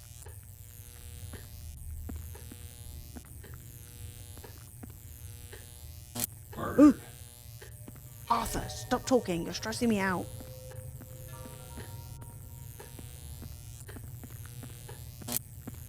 Okay.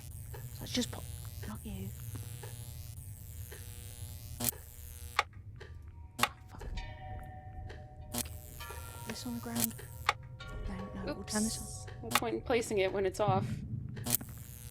Okay. Great. That's now on the ground. I'm going to pick this back up. Begin the releasing dialogue. Don't stand too close. My nerve will drop. Brilliant. We're just going to tell him, off you pop, Arthur. Sorry about the murder.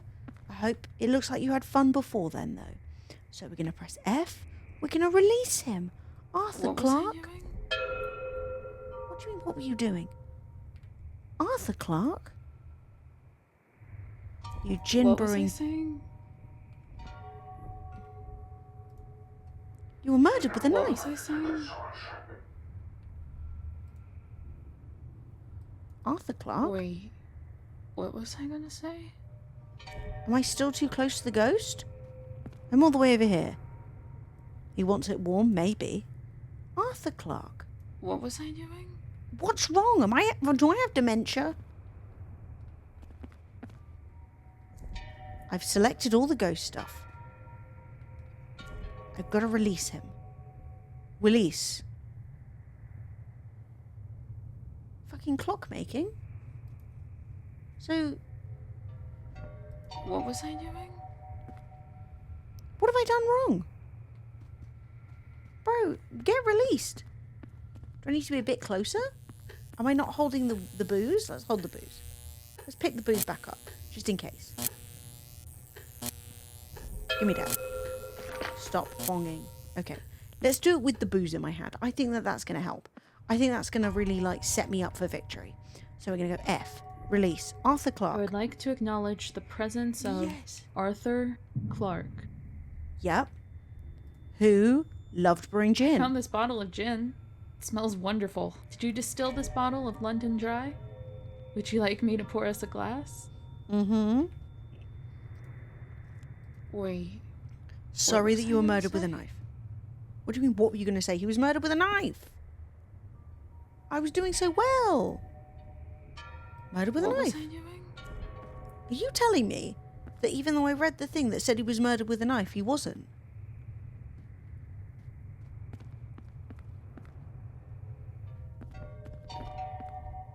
Bro, it said it. He got stabbed. What was I doing?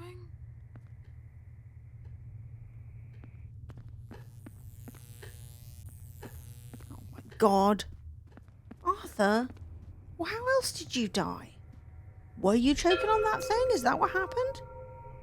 What was I doing? Okay, maybe he wasn't murdered with a knife. Let's go reread. Let's see if there was another... Oh, he also might have been allergic to bees. You know? We found him stabbed 62 times, but also with one singular bee sting, which killed him. Arthur. Brutal murder. In a case that proves the basic human fear of encountering horrors in one basement extends even to the elite, brutal murder haunt the residents. His body was discovered on Wednesday, slumped against the wall in the basement. So he was stabbed to death. He was stabbed. He struggled. He was conscious. He didn't go to bed. Do I need to go into the basement?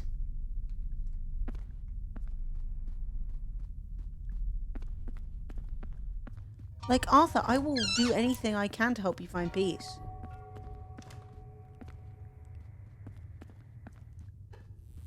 Okay, don't ghost on me for a second, Arthur.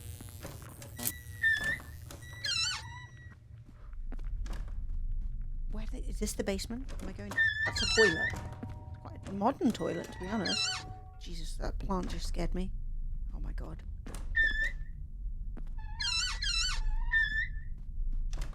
Basement. Yeah, I think he might have choked on sausage, and that's not a crime.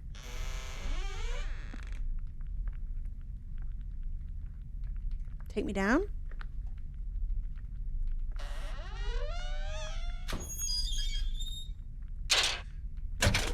What's up? I want to go the other way. Fuck. I'm making a huge mistake. Release me. Down, please. Down, please. Oh, crap.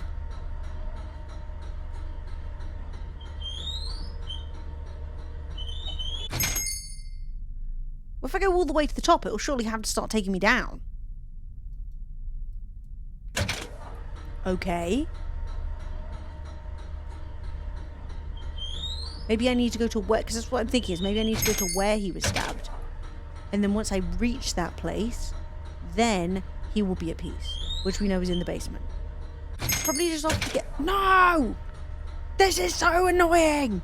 Let me go to the basement!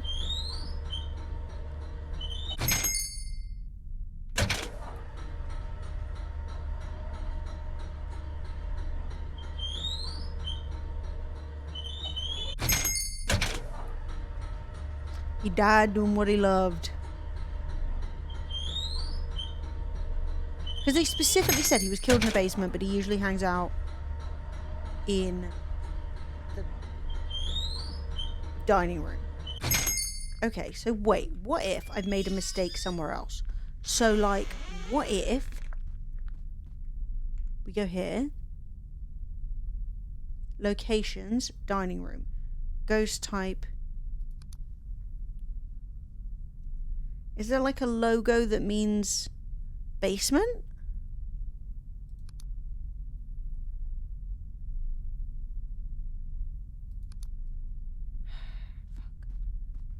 Stairs! Fuck, it's dark. Okay, we've got stairs. Fuck. Oh my god, I'm gonna fucking shit.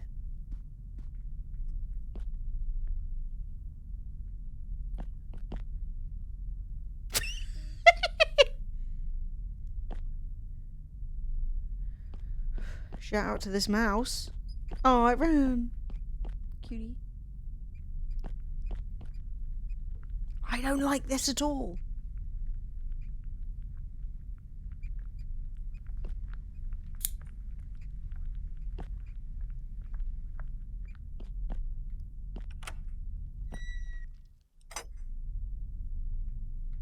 Why don't the lights work?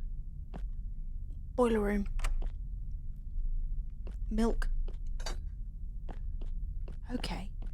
God, this place is vast. Ladder. Okay. Okay.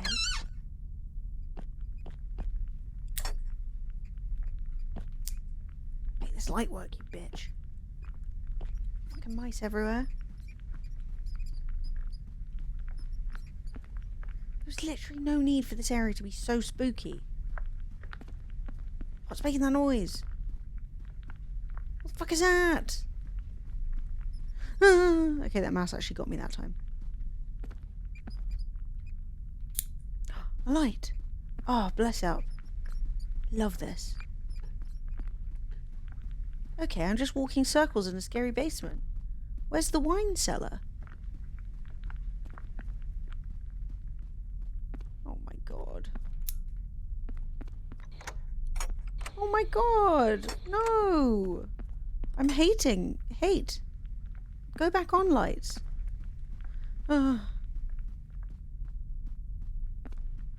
Everything's scary. Oh, I hate this.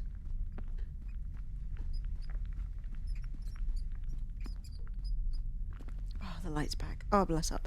Okay.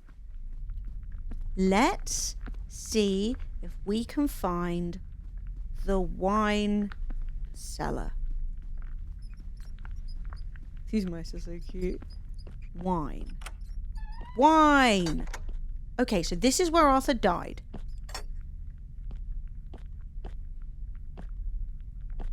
Okay. Okay. Great. Got any blood stains? Any obvious... Okay, so we'll go here and we'll say release. Wait. What was I gonna say? We're gonna say Arthur Clarke. I would like to acknowledge the presence of Arthur Clarke. You love I brewing found gin. this bottle of gin. It smells wonderful. Did you distill this bottle of London Dry? Would you like me to pour us a glass? And then?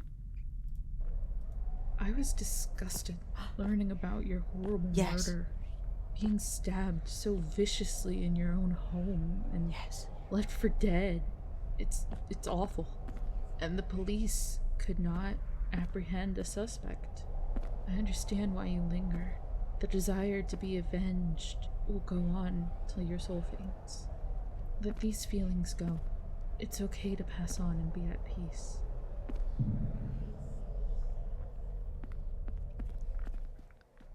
Well, that was nice. And I got a free bottle of gin out of it. I know that this was special to you. I'll leave it here for you. Okay, I'm not going to keep the alcohol. We'll pop that down there. Great. We're going to leave him the alcohol, and we're going to leave politely. With maximum not getting eaten by ghostness. Let's hope that he has already made his presence unknown, and he's left. In fact, we can probably check by going into the room that he was haunting 24/7. But maybe we'll just leave the room and we'll just go out the front door, which I have unfortunately lost. Fuck, why have I lost it? Shit. God damn it. I shouldn't let dyslexics do things. Oh, this is so pretty. I hope no ghosts jump out and bite my fucking ass.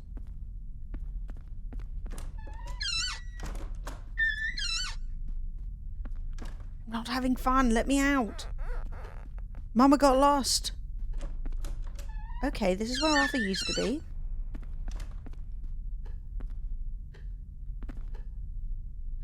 Farewell? Question mark? Okay. Toodle pip. I'm leaving forever. Goodbye. Oh, these doors I actually have to open. I popped off. Investigation summary. They didn't give me a rating. But I think I did well. It was one intelligent ghost. I got 24 visual, 3 audio, 1 temperature, 1 electromagnetic, 5 successful contacts, 7 cases of provoked evidence. I think I'm probably the best at ghost hunting in the whole world.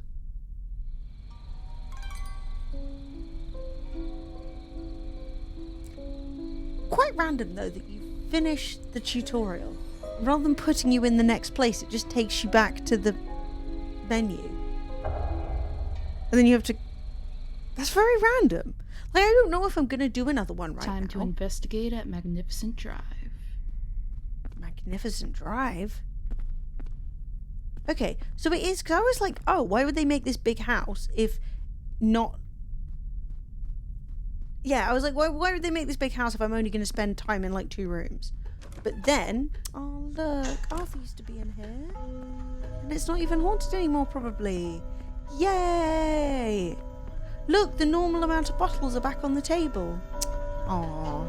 We really did a good job with Arthur, I think.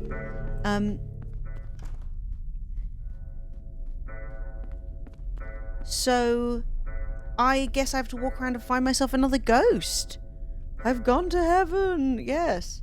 I don't know if heaven's where he went. Well, I don't know if... It took a lot longer than I thought. So I don't know if I want to start a new one right now because I probably won't have time to finish yet. So maybe I'll just save another ghost for tomorrow. And we'll just double ghost. Because the situation is... it was... For some reason I had to go into the basement. But yeah, I guess I gotta walk around. So now, I gotta open my bag, I gotta walk around with my stuff till I find a ghost. It's gonna go wee woo, evidence of ghost, and then I'm gonna have to get rid of the ghost. Which actually sounds quite fun. I'm annoyed that the tutorial is necessary because a lot of this stuff is quite fiddly, and I think it does work quite well. But yeah, I think I might play another one tomorrow, and I might try and like start from scratch with no tutorial and work out the ghost on my own. I think that'd be kind of banter because you've got 11 until 5 a.m. to find and cast out the ghost. So I guess if you don't do it in that time, you lose. This is actually quite fun. I like it. Just don't have time. Okay, well, maybe I'll do some more tomorrow. Try and do a proper one. Learning is fun. Yes, it is. Yeah, I think that's the plan. I'm glad you're enjoying it. Now I know what I need to do. I think it'll be quite fun to poke around with all of our equipment and see if we can find and deduct the ghost. Maybe we could do more than one. You know? It was fun. Oh, thanks, guys. Thanks. I want to say thank you so much to everybody who has hung out with me today. You are awesome. If you want more entertainment, not only do I have a video, which is the Glastonbury vlog, in case you haven't watched it, but guess what? Fred has also uploaded a video on Deliver the Food. If you are not subscribed to Deliver the Food, please do so. If you haven't watched his video, please do so. He spent a lot of time editing it. I'm just quoting this. Yes. He spent a lot of time editing it. So go and give it a watch, and then it lets him monetize it, which would be very nice. Thank you to Among the Whispers Provocation for sending me that game. I think I'm going to play another one tomorrow. I think it was a good laugh. Especially now I know mostly what I'm doing. I'm going to find a little song to play us out with. And thank you to everyone who has subscribed and given bits today. It means the world to me. And let's go out on some funky little tunes. That's too upbeat. I feel like we should find something mysterious and spooky for this time of night, but...